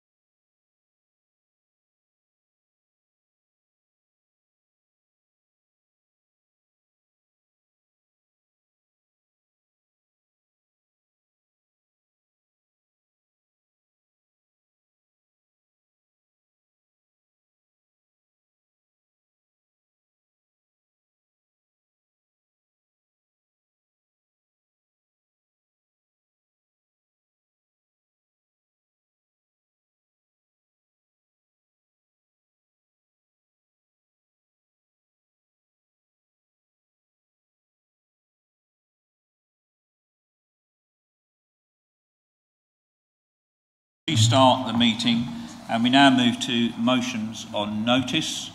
The first motion is on notice from Councillor Jen Overett. Can I invite Councillor Overett to move your motion, please? Thank you, Chair. As everyone's had the opportunity to read this motion, I won't read it out in full as it's reasonably long, but the wide-ranging benefits of lower speeds in residential areas are now so definitively evidenced that they needed to be spelt out, and they include, most significantly, a huge reduced risk of fatal or of death or serious injuries. A majority of affected residents, including car drivers, in favour of speed reductions, with popularity increasing after implementation. And also there's an increase in cycling and walking, a reduction in toxic emissions and in traffic noise, more footfall to local businesses, and negligible impacts on journey times. Several councils who've started off with small-scale initiatives have extended these in response to how effective and popular they are. And I've listed 3 locations where reducing road casualties through speed restrictions have proved very effective, and there are many other examples. 116 out of 208 UK highway authorities have so far committed to implementing a 20 mph default. Additionally, several councils have an ambition to achieve 0 road deaths by a target date 2050 in Surrey, as outlined. I was pleased to read in the East Anglian just yesterday that a review is in fact underway at County with a view to making it simpler for residents and parishes to apply for 20 mph zones. So I hope this motion today will have the support of colleagues who are also county councillors. However, I would like reassurance on a timescale for its conclusions, that review outcomes will be based on consultation with parishes and based on relevant data, and that it will result in reduced costs, more transparent decision making, and an easier and quicker application process. Changes implemented need to proactively promote reduced speed limits, not just small changes in criteria maybe while leaving local communities to do all the work. So my motion today is that this council states its strong support for communities across mid-Suffolk who wish to adopt lower speed limits, including 20 mph, that the council calls on Suffolk County Council to improve road safety by reviewing its criteria for speed limits to achieve a more ambitious approach to speed reduction where needed by following the Surrey County Council model, particularly in establishing tables of average speeds and what reduction is allowed. Adopt a similar aspiration to Surrey County Council of 0 killed or seriously injured in road accidents, and make the process of revising speed limits or extending already reduced limits expeditious, less costly, less complex and more transparent. And finally, that the Chair of Mid-Suffolk District Council will write to Suffolk County Council to urge it takes on board our recommendations. Thank you. Thank you. Can I request a seconder? Councillor Bradbury. I would like to second that and reserve my right to speak. Thank you. Thank you very much. So we now move to open debate. May I remind members we've got 3 minutes each. You may only speak once. Who would like to begin the debate? Councillor Elkin. Thank you, Chair. I live in Ockhold, which is one of the places that was mentioned in the motion, which has a 20 mph zone through the middle of the village. And that, combined with 2 speed indicator devices, has really significantly helped to reduce speed through the village. And they've got quite a few years of data now, and it shows that it is consistently lower than comparable villages that don't have the 20 mph limit and speed indicators. So I sort of warmly welcome and support this. It's particularly useful in, like lots of our villages, Ockhold doesn't have any pavements, it doesn't have any street lighting, it's got a busy little rural school right in the middle. I spent quite a few years pushing a pram along that road while wrangling a toddler with the other hand, and cars going slowly was enormously beneficial. I just wanted to sort of recommend to anyone else whose communities have speed indicators. We've now got solar panels on the ones in Ockhold, and the very hard-working parish councillor who looks after them reports that that has made his life an awful lot easier. He doesn't have to keep replacing batteries, and there are grants around for doing that. And those two things together, the 20-mile-an-hour limit and the speed indicators, are working incredibly well. And I know lots of other villages locally who will be really, really glad of it being easier and quicker and more affordable to get their own similar systems in place. So I think it's a great motion, and I'll be very happy indeed to support it. Thank you. Yes, Councillor Watson. Thank you. Yeah, I would support Councillor Overett's motion entirely. As she's already said, there's a huge amount of evidence relating to the introduction of 20-mile-an-hour speed limits and reduction in collisions and casualties shown in many different areas around the country. And it's my understanding that there are more casualties on rural more than urban roads than motorways, and an increased risk for elderly and children. I've had first-hand experience of caring for patients, children and adults injured in road traffic accidents as an anaesthetist working in A&E and in theatre and intensive care, and the effect that has on families and the people involved. And prior to my recent election, I spoke to many residents on the doorstep, and there were many people who were concerned about volume of traffic and speeding and the safety of roads in villages, often ones with no footpath.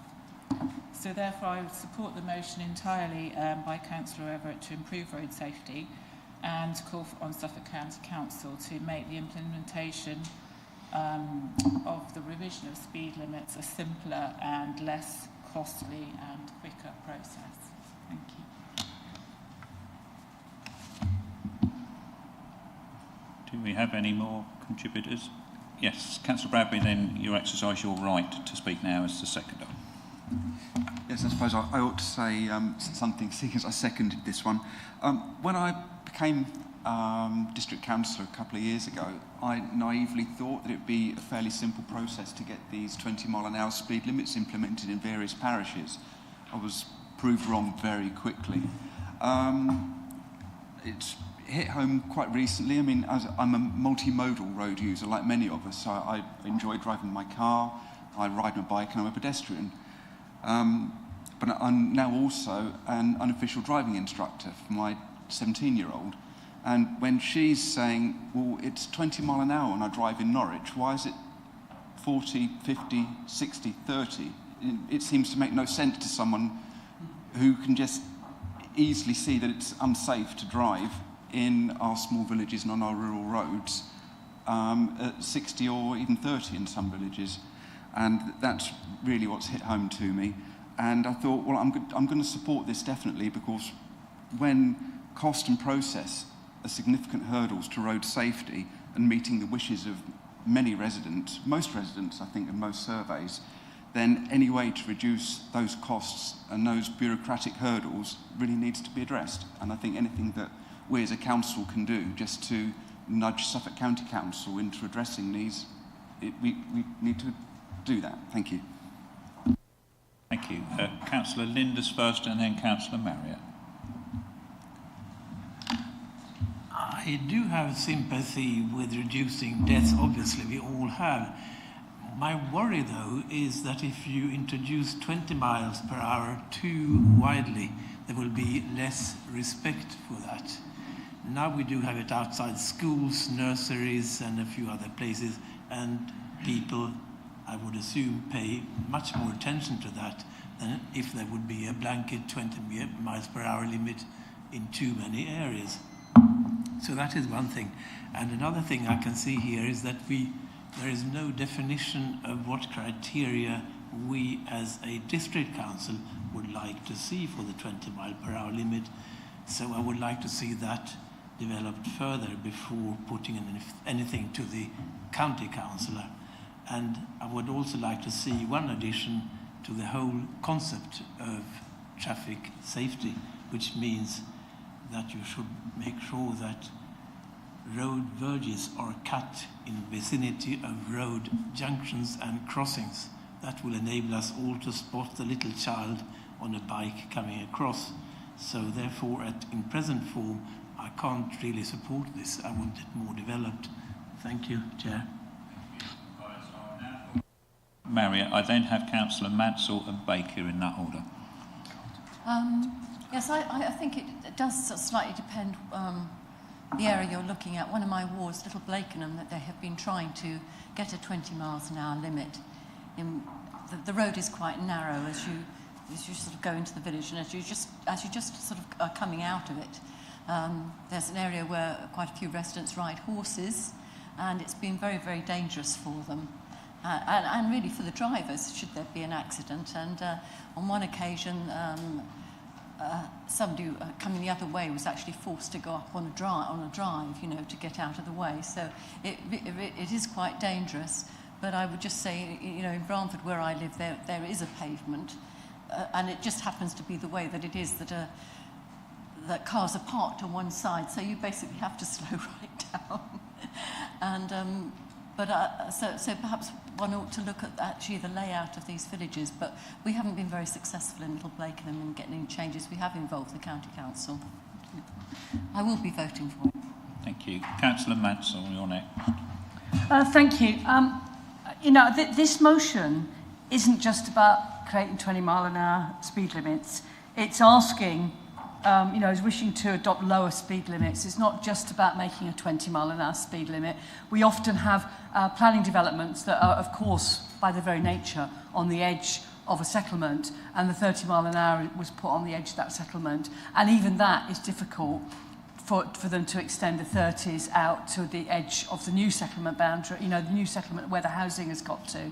And I do sympathise with what Councillor Linda's just said. I do think there are some roads where it's not appropriate to have a 20 mile an hour speed limit, and there are other places where it is. But that is not for us to decide. That is a Suffolk Highways job. And I don't think we're in a position to tell them what the criteria should be. When the A14 was being dug up for a long, long time, and we had a lot of traffic coming through Elmswell, they did actually put a temporary 20 mile an hour speed limit along the main through road all the way through the middle of Elmswell from Weatherden to the A14 roundabout. And actually, it made it harder to cross the road to get from the north side of Elmswell out onto Warren Lane on the nice bike route to Stowmarket.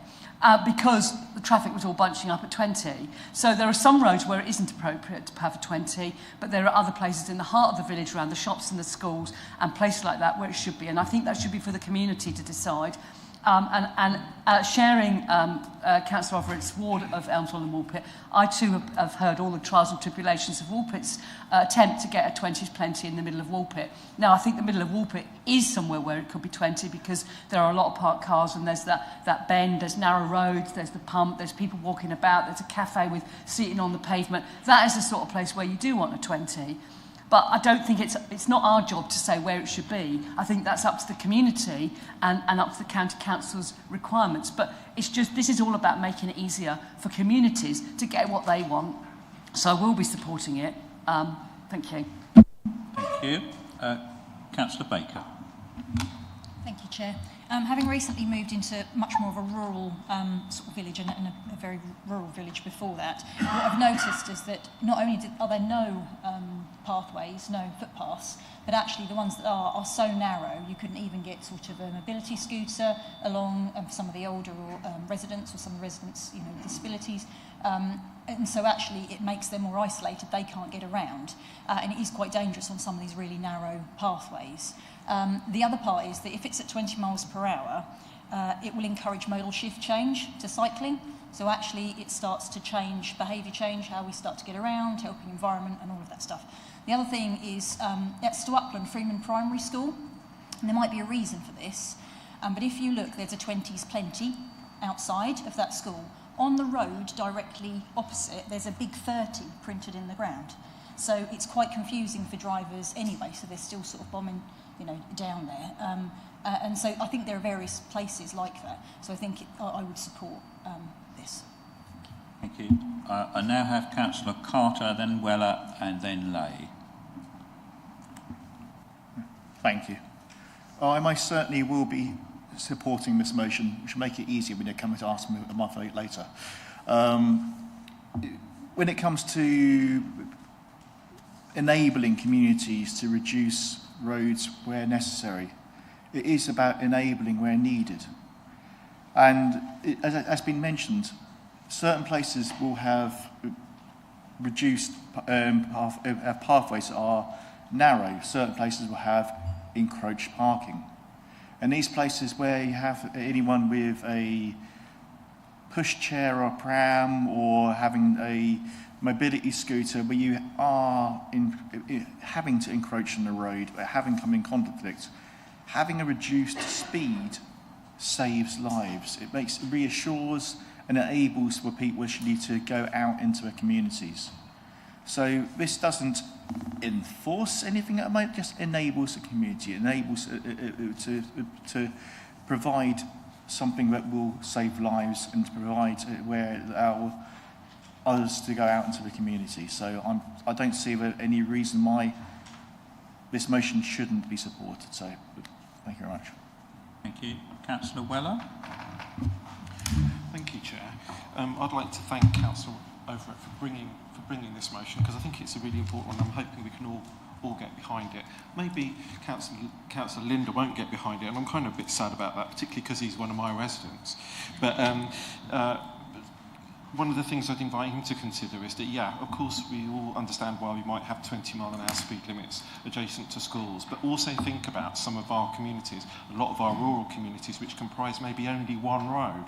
So if that school is in that one road, then everybody that's walking or cycling to that school will only be using that whole of that one road, and the whole village will be. So, and in our case, Councillor Elkin and myself, there is essentially one road in our village, and there's a school at the end of it. So it makes sense that the whole of that road, and pretty much that is the case, pretty much the whole of that road is 20 miles an hour. That's not to say that everybody drives at that limit, but it does help us that we have that limit there, because the addition of the speed indicator devices against that puts us in a really good position to put in an application to the Suffolk Road Safe Partnership for periodic ANPR on that road, and that does support us with Councillor Stringer's support to get some good detail about how often and also how often those limits are exceeded at risk to people using that road, pedestrians using that road, and also that action can then be taken by the police in respect to those people who are exceeding the limit. So that's one point. And my other point just relates to my ward, which is not where I live, but just next door in Palgrave. So in Palgrave, before I was elected and during the earlier part of my time as ward member there, the parish council went to great lengths to tick all the boxes, cross all the T's, dot all the I's, in order to get themselves approval, if you like, to introduce 20-mile-an-hour limits within Palgrave itself, within the village of Palgrave. And because it was not explained very clearly by Suffolk County Council about the ultimate cost to actually implement that, they've gone through a huge amount of effort, and then to find that actually the implementation cost is absolutely prohibitive. It's completely beyond what they're able to be able to afford to implement it, even though they've done all of the groundwork in advance. So for me, the critical part of this motion is at point C, where it's talking about the cost, and for Suffolk County Council to rationalise that cost, to make it affordable for parish councils to be able to afford to implement it after they've done the work. Thanks very much. Councillor Lay. Thank you, Chair. I'd just like to thank Councillor Overett for bringing this forward. This is definitely something that's close to my heart. Having lost two family members in two separate road traffic collisions, one where speed was actually a key factor and the other that wasn't, it is incredibly frustrating. There are loads of, questions that you never ever get answers to. So I personally have full empathy for anybody who's experienced that. I also think that at some point in this debate we should give some sort of commendation to the emergency services that do support that, particularly the police liaison officers that I know my dad and my uncle found really a strong level of support from. So all we're really asking here is just to reduce the barriers and the hurdles that, you know, to make our roads safer. So I can't believe that anybody would not support this, but, you know, we are each to our own. Thank you. Okay, I now have Councillor Richardson, then Councillor Stringer. Thank you very much, Chair. I should start by saying that I do agree with some of the aspirations in this motion, such as the desire to see 0 deaths on our roads in Suffolk and the commitment to supporting 20-mile-an-hour speed limits where there is genuine local support for them.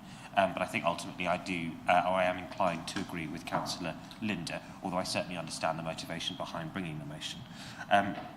What I expressly don't agree with, and I do acknowledge that the motion doesn't refer to this explicitly, but it certainly does allude to it, is the implementation of a blanket reduction from 30 mile an hour to 20 mile an hour in all areas.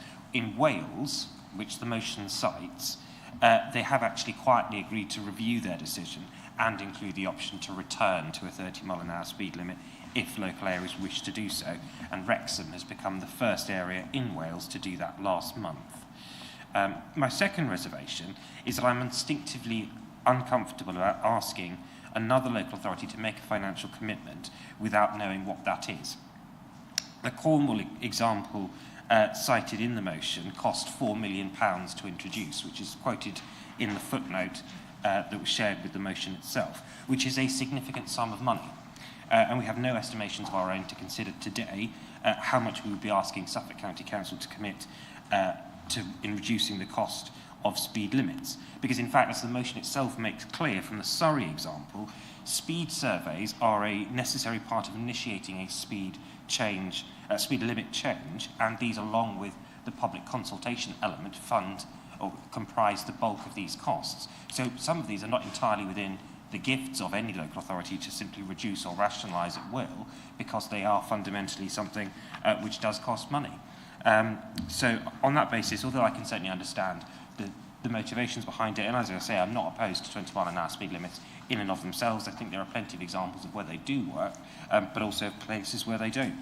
So in the context of the review that's already been carried out by the County Council, I simply can't support the motion. Thank you, Chair. Okay, Councillor Stringer. Councillor Bradbury, you have indicated you wish to speak, but you've already spoken once and used your right to speak, unfortunately, so I won't be allowed to allow you to speak. Councillor Stringer. Yep, thank you, Chair. I'm a relatively rare councillor in this room. I'm a councillor that has, with another hat on, actually been able to achieve amendments to speed limits in Suffolk, which is why I will be fully supporting this motion.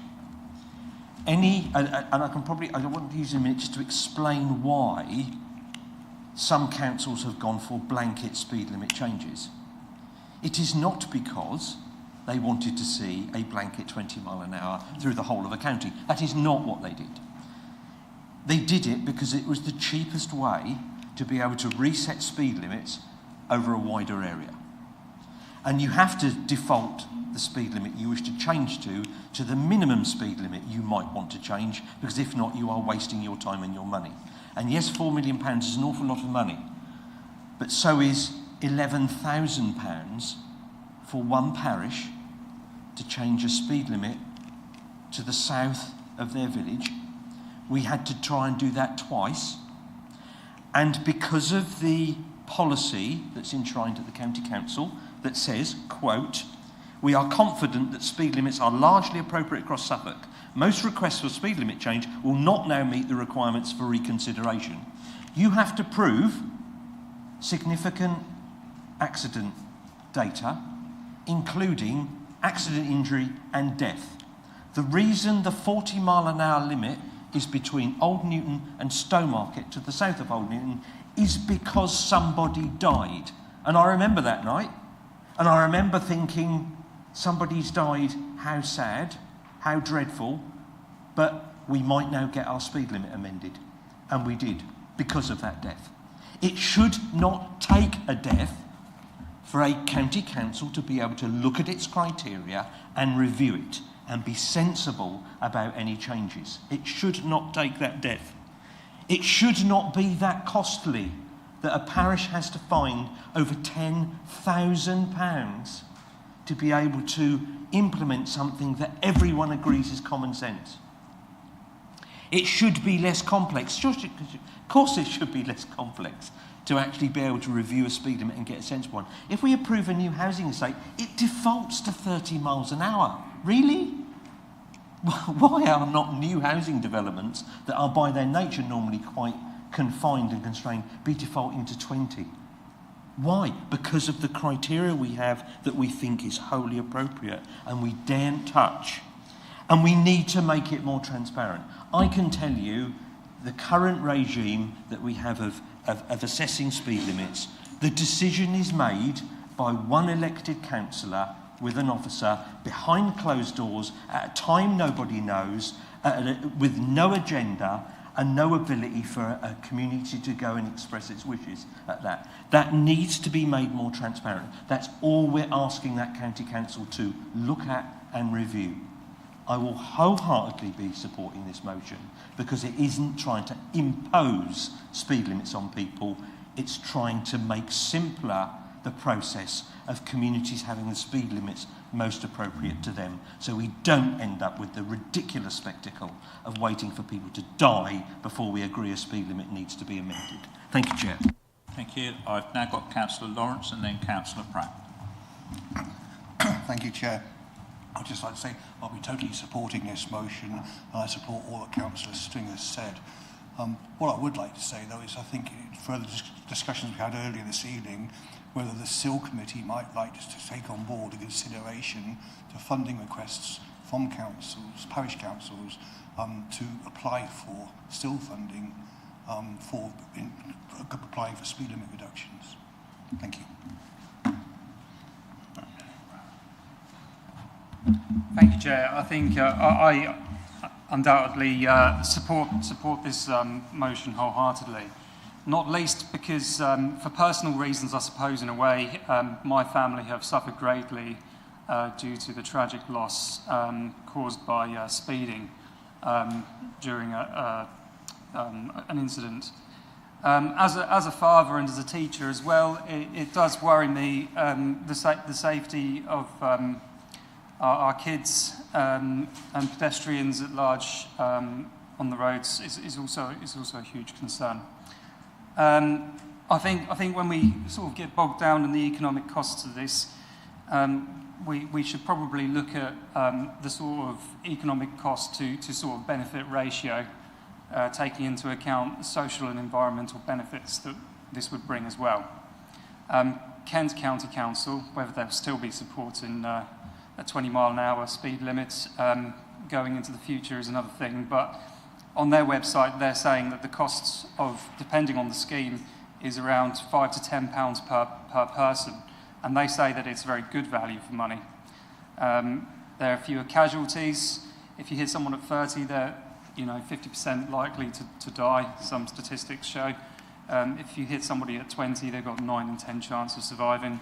If we look at the economic cost of benefits, it's not only good value for money for the council, but we're saving the NHS an unknown amount of money as well, because we're having to treat fewer casualties. We've got to look at the sort of wider benefits, whether they're social, economic, or environmental. Of course, I support this for positive reasons too. In the way that it would encourage greater walking and cycling, because at a 20-mile-an-hour speed limit, people would feel safer to undergo what we call in councils modal shifts, but that shift from making car-based journeys to sort of more walking and cycling, which then has more health benefits, and saves our NHS more money. So, I think small investment from councils. And we could see huge benefits in many different sort of areas. Thank you. Councillor Winch. I wasn't going to speak, but it looks like we're all going to have a little hack at this, so why not? I'd like to come at this from a slightly different angle, and that is, what do our residents actually want? So if I look at my ward, speeding and traffic volumes is a major issue, and we're in an unusual position in Walsham and the Willows in that the traffic group has door knocked every single door in the village, so we are really, really short of our data. We are about to get a 20-mile-an-hour zone within the middle of the village, and that has got over 90% support of the village. So this isn't like an outlier kind of demand. It's very unusual getting 90% for anything in society. The second thing is that it's just such an effort to get the 20 mile an hour. It takes years. It literally, you have to keep going, meetings. It does take years. I've got the evidence for that. The thing that was mentioned by Councillor Mansell, you put a development on the end of a village and the 30 mile an hour limit is now not in the right place. It takes years to get that adjusted. On the survey in Walsham, we've got a similar thing in Badwell Ash, there's not a single resident who thinks that 30 mile an hour limit is in the right place. Another example, Hunston, small village, 30 mile an hour limit, they want a 40 mile an hour buffer either side.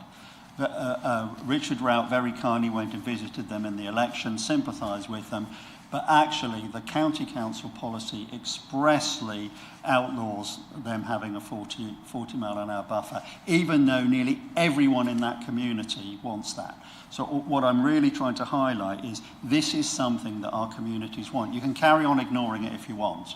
That's up to you. But at the end of the day, this is where everybody is now looking. What can we do about traffic volumes and speeds, and how can we get better control of that in our communities? I can't believe that my ward is the only one like this, and I'm sure if you actually went out and checked yours, you'd find similar results. Thank you. Councillor Matheson. Thank you, Chair.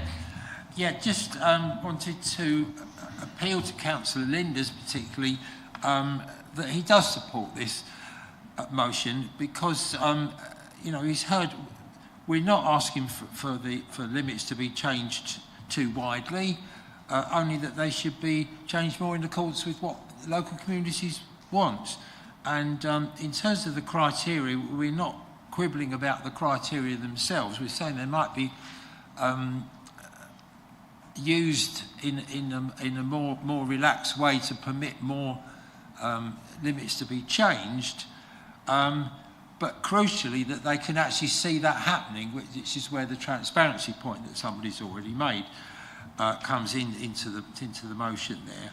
And in terms of costs, and that Councillor Richardson is concerned about the cost of implementation, well, before you get to the implementation, if you're lucky, and you get the go-ahead, there's the cost of getting the surveys done.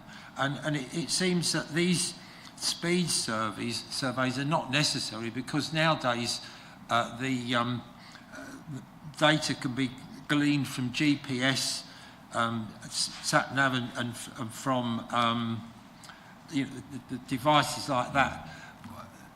It's already available data, and if that was used, then you wouldn't need the very expensive surveys to be done. So I think, you know, that the objections that have been raised are really not sufficient, or they're not. They don't apply to what's actually being proposed here. So let's make the process more transparent and easier to work. Thank you.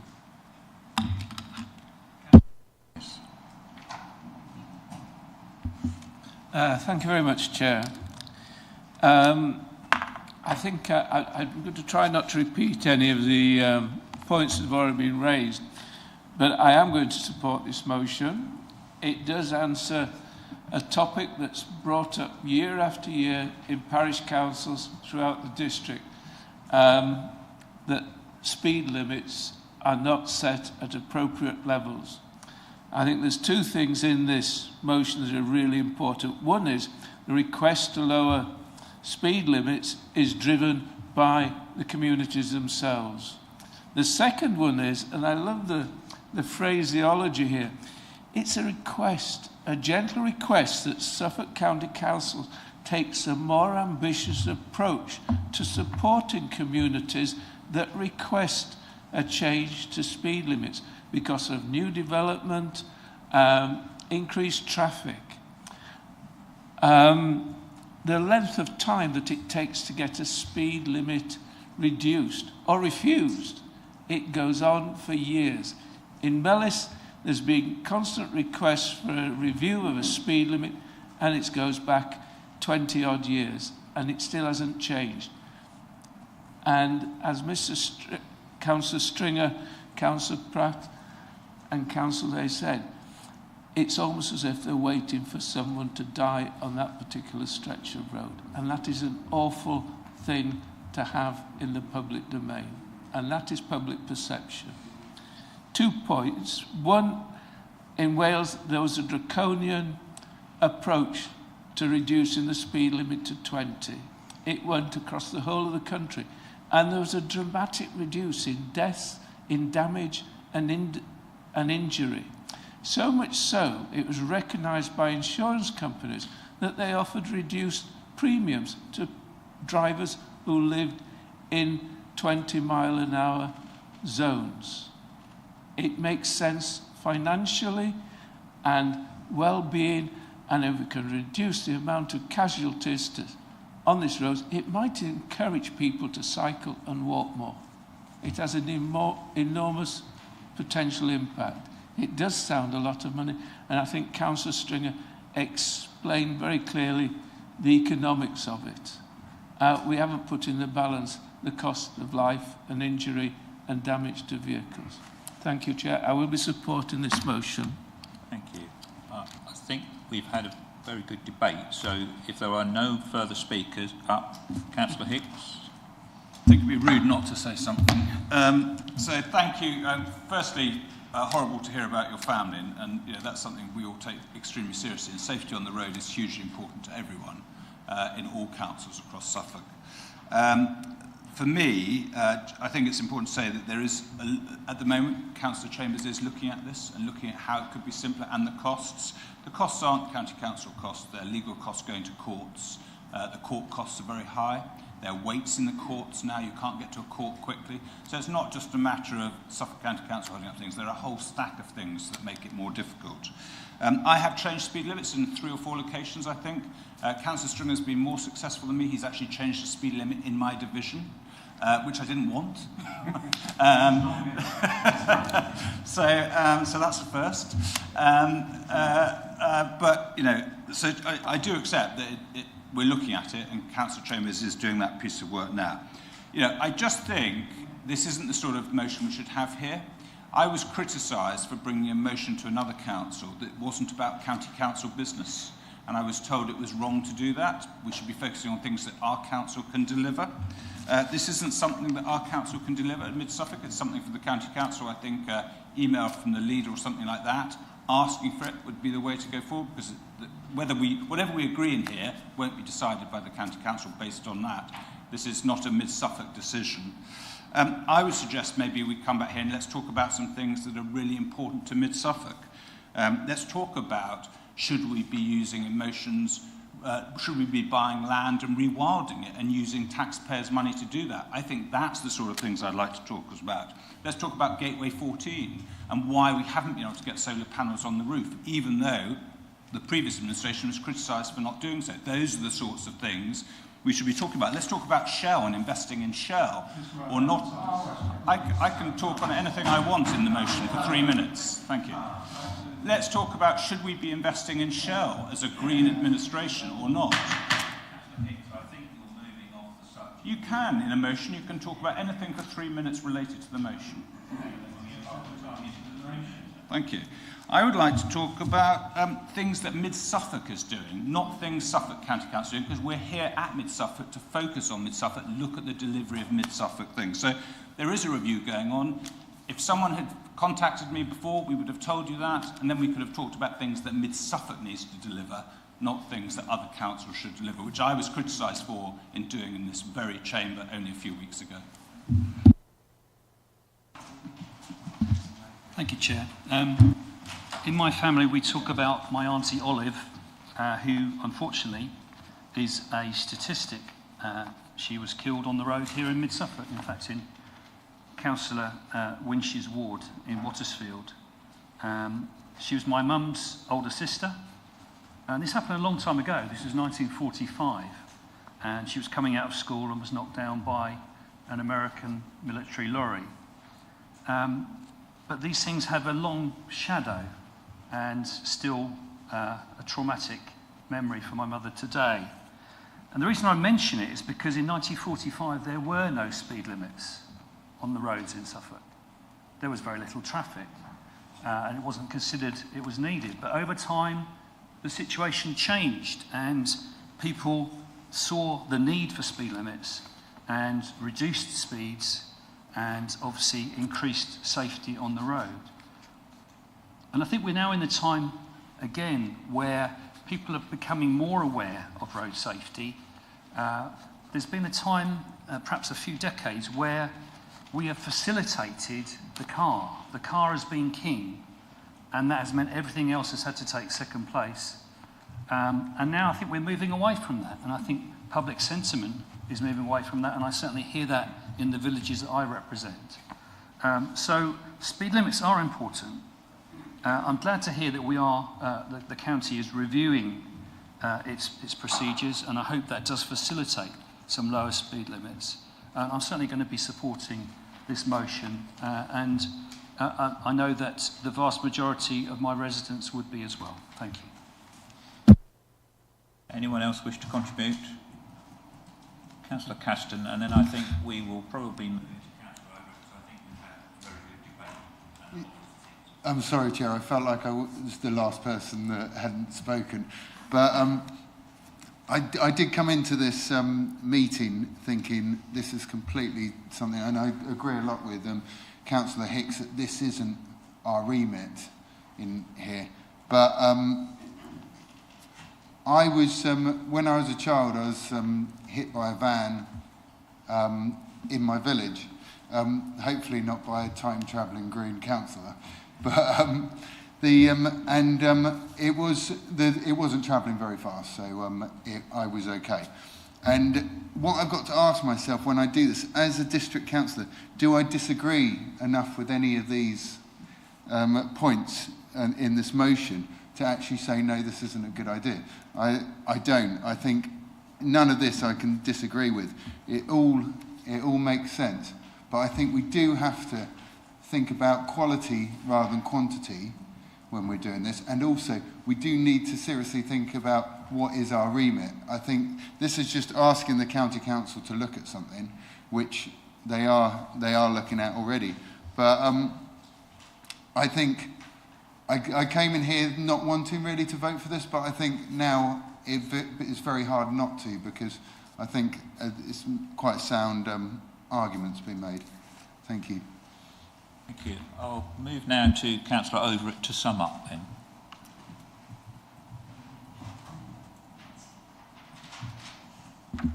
Thank you, Chair. Thanks to everyone for their contributions, both positive and unsupportive.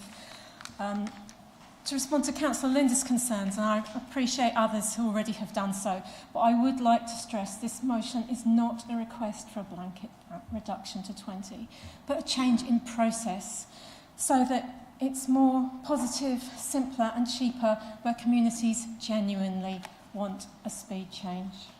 And as regards criteria, I'm not totally sure what the current County Council criteria for decisions are in order to comment on these, as they're not transparent, as so many of us have said, and I very much hope there will be extensive consultation, as I know from Walport Parish Council, for example, that they do have strong views based on first-hand experience, very recent, as to how the process could be improved. So I'm not just asking the council to think about this, and I recognise and appreciate that they are doing so.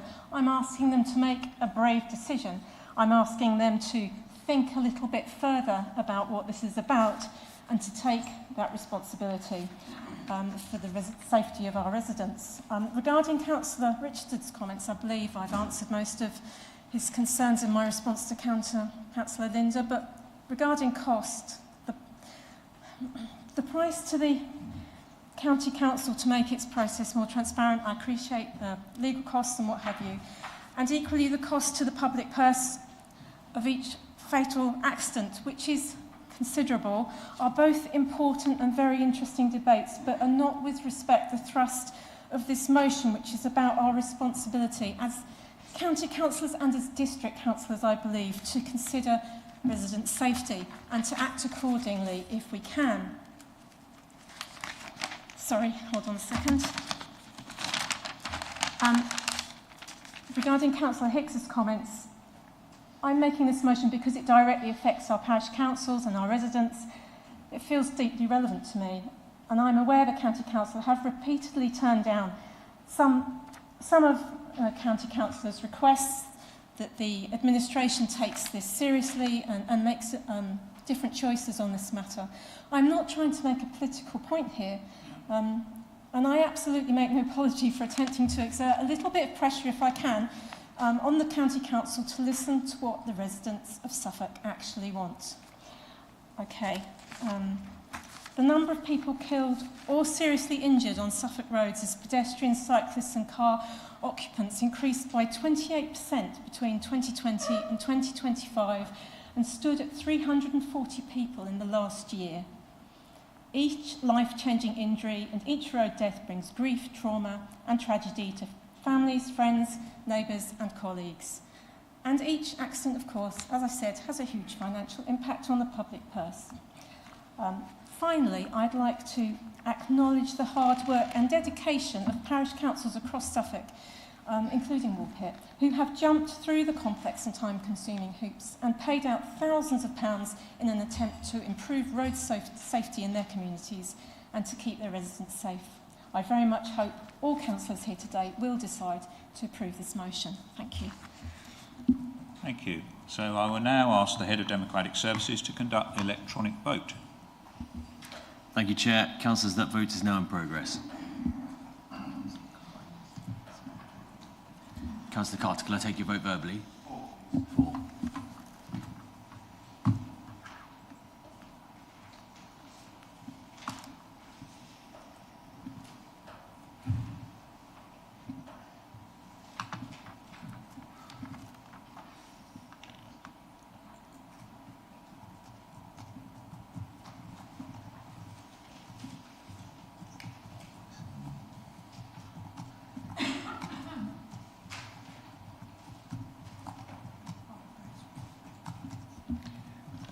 Thank you, councillors. That is 25 votes for and 2 against.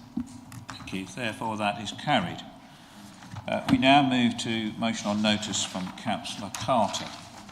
Could I invite Councillor Carter to move your motion, please? Thank you.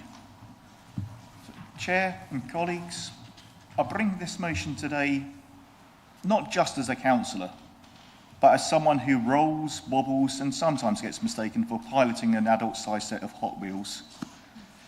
I'm proud to be one of the 26% of people in mid-Suffolk living with a disability. And additionally, one of the many, 16%, whose disabilities are hidden. In fact, I know of at least 4 other councillors who share this chamber with hidden disabilities, which, depending on the day, either makes us a secret society or a very relatable support group. Either way, we're here and we matter.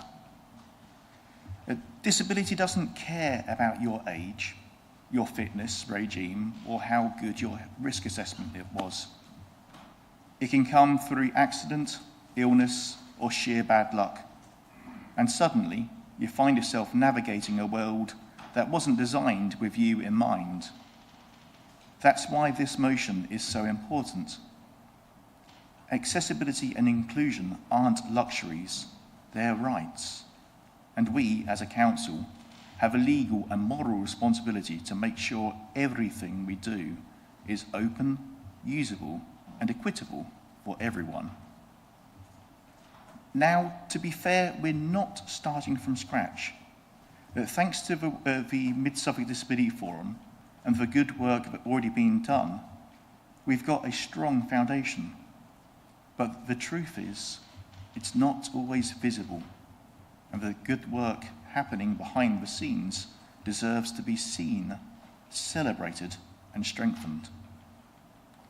This motion asks us to appoint a designated disability champion, or indeed champions should the Council see fit, to keep accessibility firmly on the agenda, a bridge between disabled residents and decision makers, and someone to help us embed inclusion into everything from planning and policy to community events. More than anything, this is about celebrating difference, about recognising that the disabled community isn't just a group to support. It's a vital, brilliant part of our community, full of people who bring insight, experience, and value to every conversation.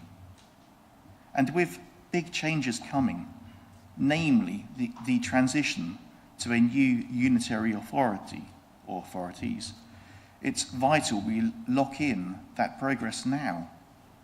Otherwise, we risk losing the relationships and momentum we've worked so hard to build. So I ask you to support this motion for the benefit of those with visible and invisible disabilities, for those yet to need accessible services, and for a more inclusive future where no one's left behind or stuck at the bottom of a staircase wondering where the lift went. So, thank you.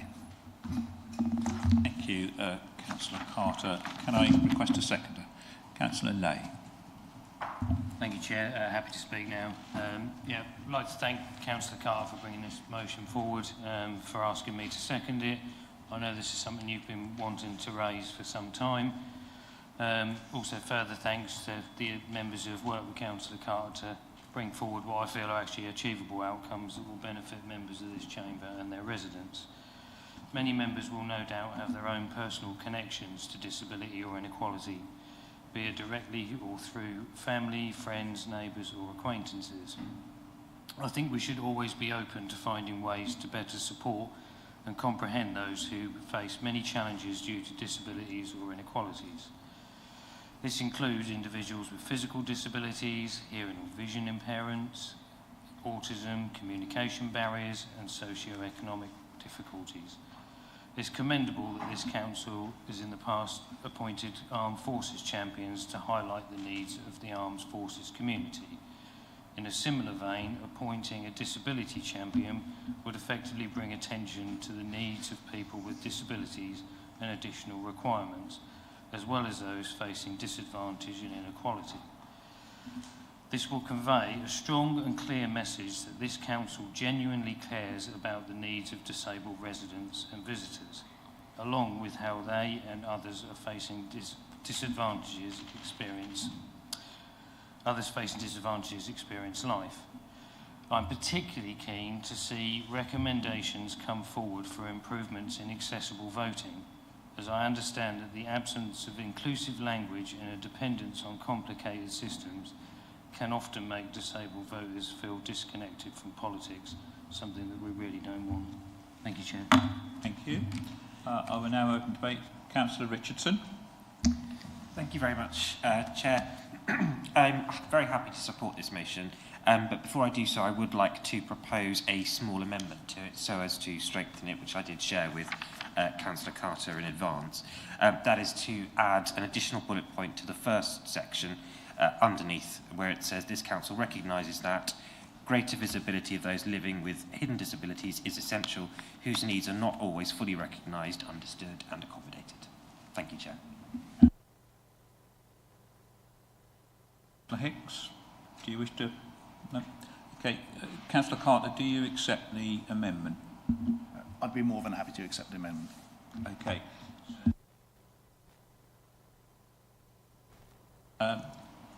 So, open debate. Councillor Richardson. Thank you, Chair, and thank you, Councillor Carter, for agreeing to that amendment. Yes, in short, I'm very happy to support this motion. It's straightforward, it's succinct, but it's powerful, and it has meaningful and tangible recommendations that we can then follow through and support. I mean, just if I give a very brief reflection, because I think fundamentally I agree with everything in here, the sort of core and central to one of my own sort of political beliefs is creating the opportunity for everyone to go as far as their talents will take them in life. So I'm absolutely supportive of this, and I suspect and hope we'll approve it unanimously. Thank you, Chair. Thank you. Anyone else wish to join the debate? Councillor Lawrence. Well, thank you, Chair. While there's a lot of good points in here, I think the whole resolution is far too long. It's more like a shopping list to me. And I would have preferred this to be broken down into smaller elements, because there's some elements I really do support, and there's some elements that I don't. So I just want to make that point as a discussion. Thank you. Not a proposal. Anyone else wish to speak? I think I saw Councillor Elkin first and then Councillor Overy.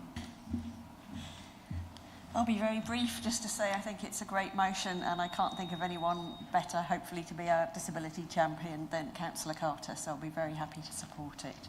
And I welcome the amendment to mention particularly people with hidden disabilities, because obviously it's very important that we include everyone. So. Just to briefly be another voice to support and welcome this motion, I do think that proactively listening to the Mid-Suffolk Disability Forum, which many of us have attended for many years as councillors, campaigners and supporters, will bring us, with using their experience and recommendations for how we can do better in all aspects of our work, will be extremely welcome. Thank you. Thank you.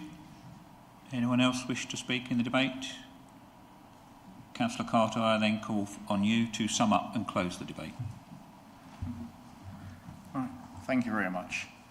I'd like to start by thanking Councillor Richardson for his amendment, which actually does bring a valued aspect to this.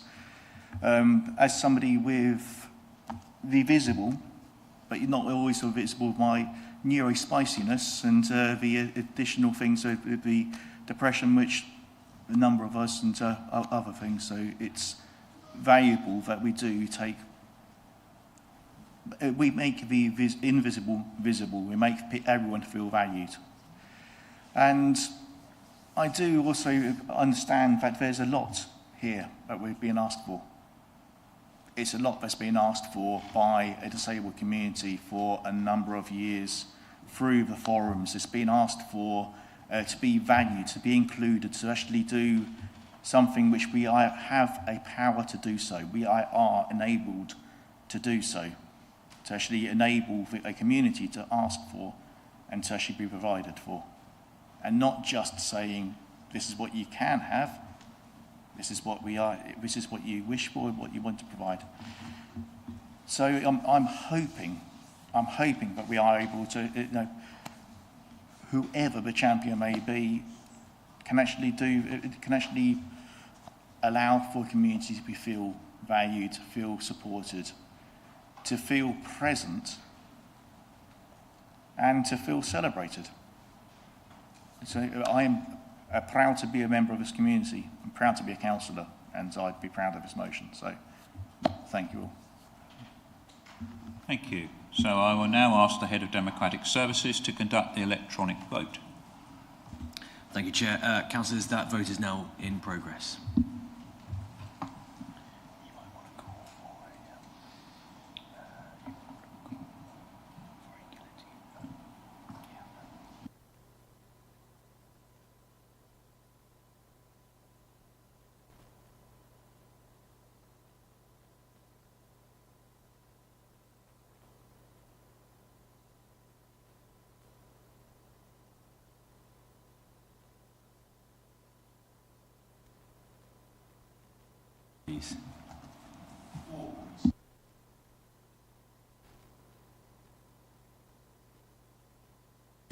That is 26 votes for and 1 abstention.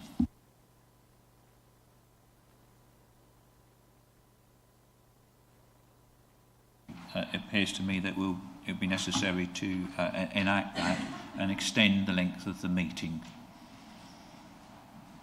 Second. Yeah. Councillor Richardson. Thank you, Chair. I am mindful. Sorry, may I make a point of order? I Yes. should have said. I am mindful we've been debating 2 of the 3 motions. There is still a third one. I'm cognizant of the fact that most of my motions generate quite an awful lot of comment from members, sometimes supportive, more often not. With that in mind and conscious we are approaching the guillotine, might I move that we defer the motion in my name to the next meeting? You may indeed. Thank you very much, Councillor Richardson.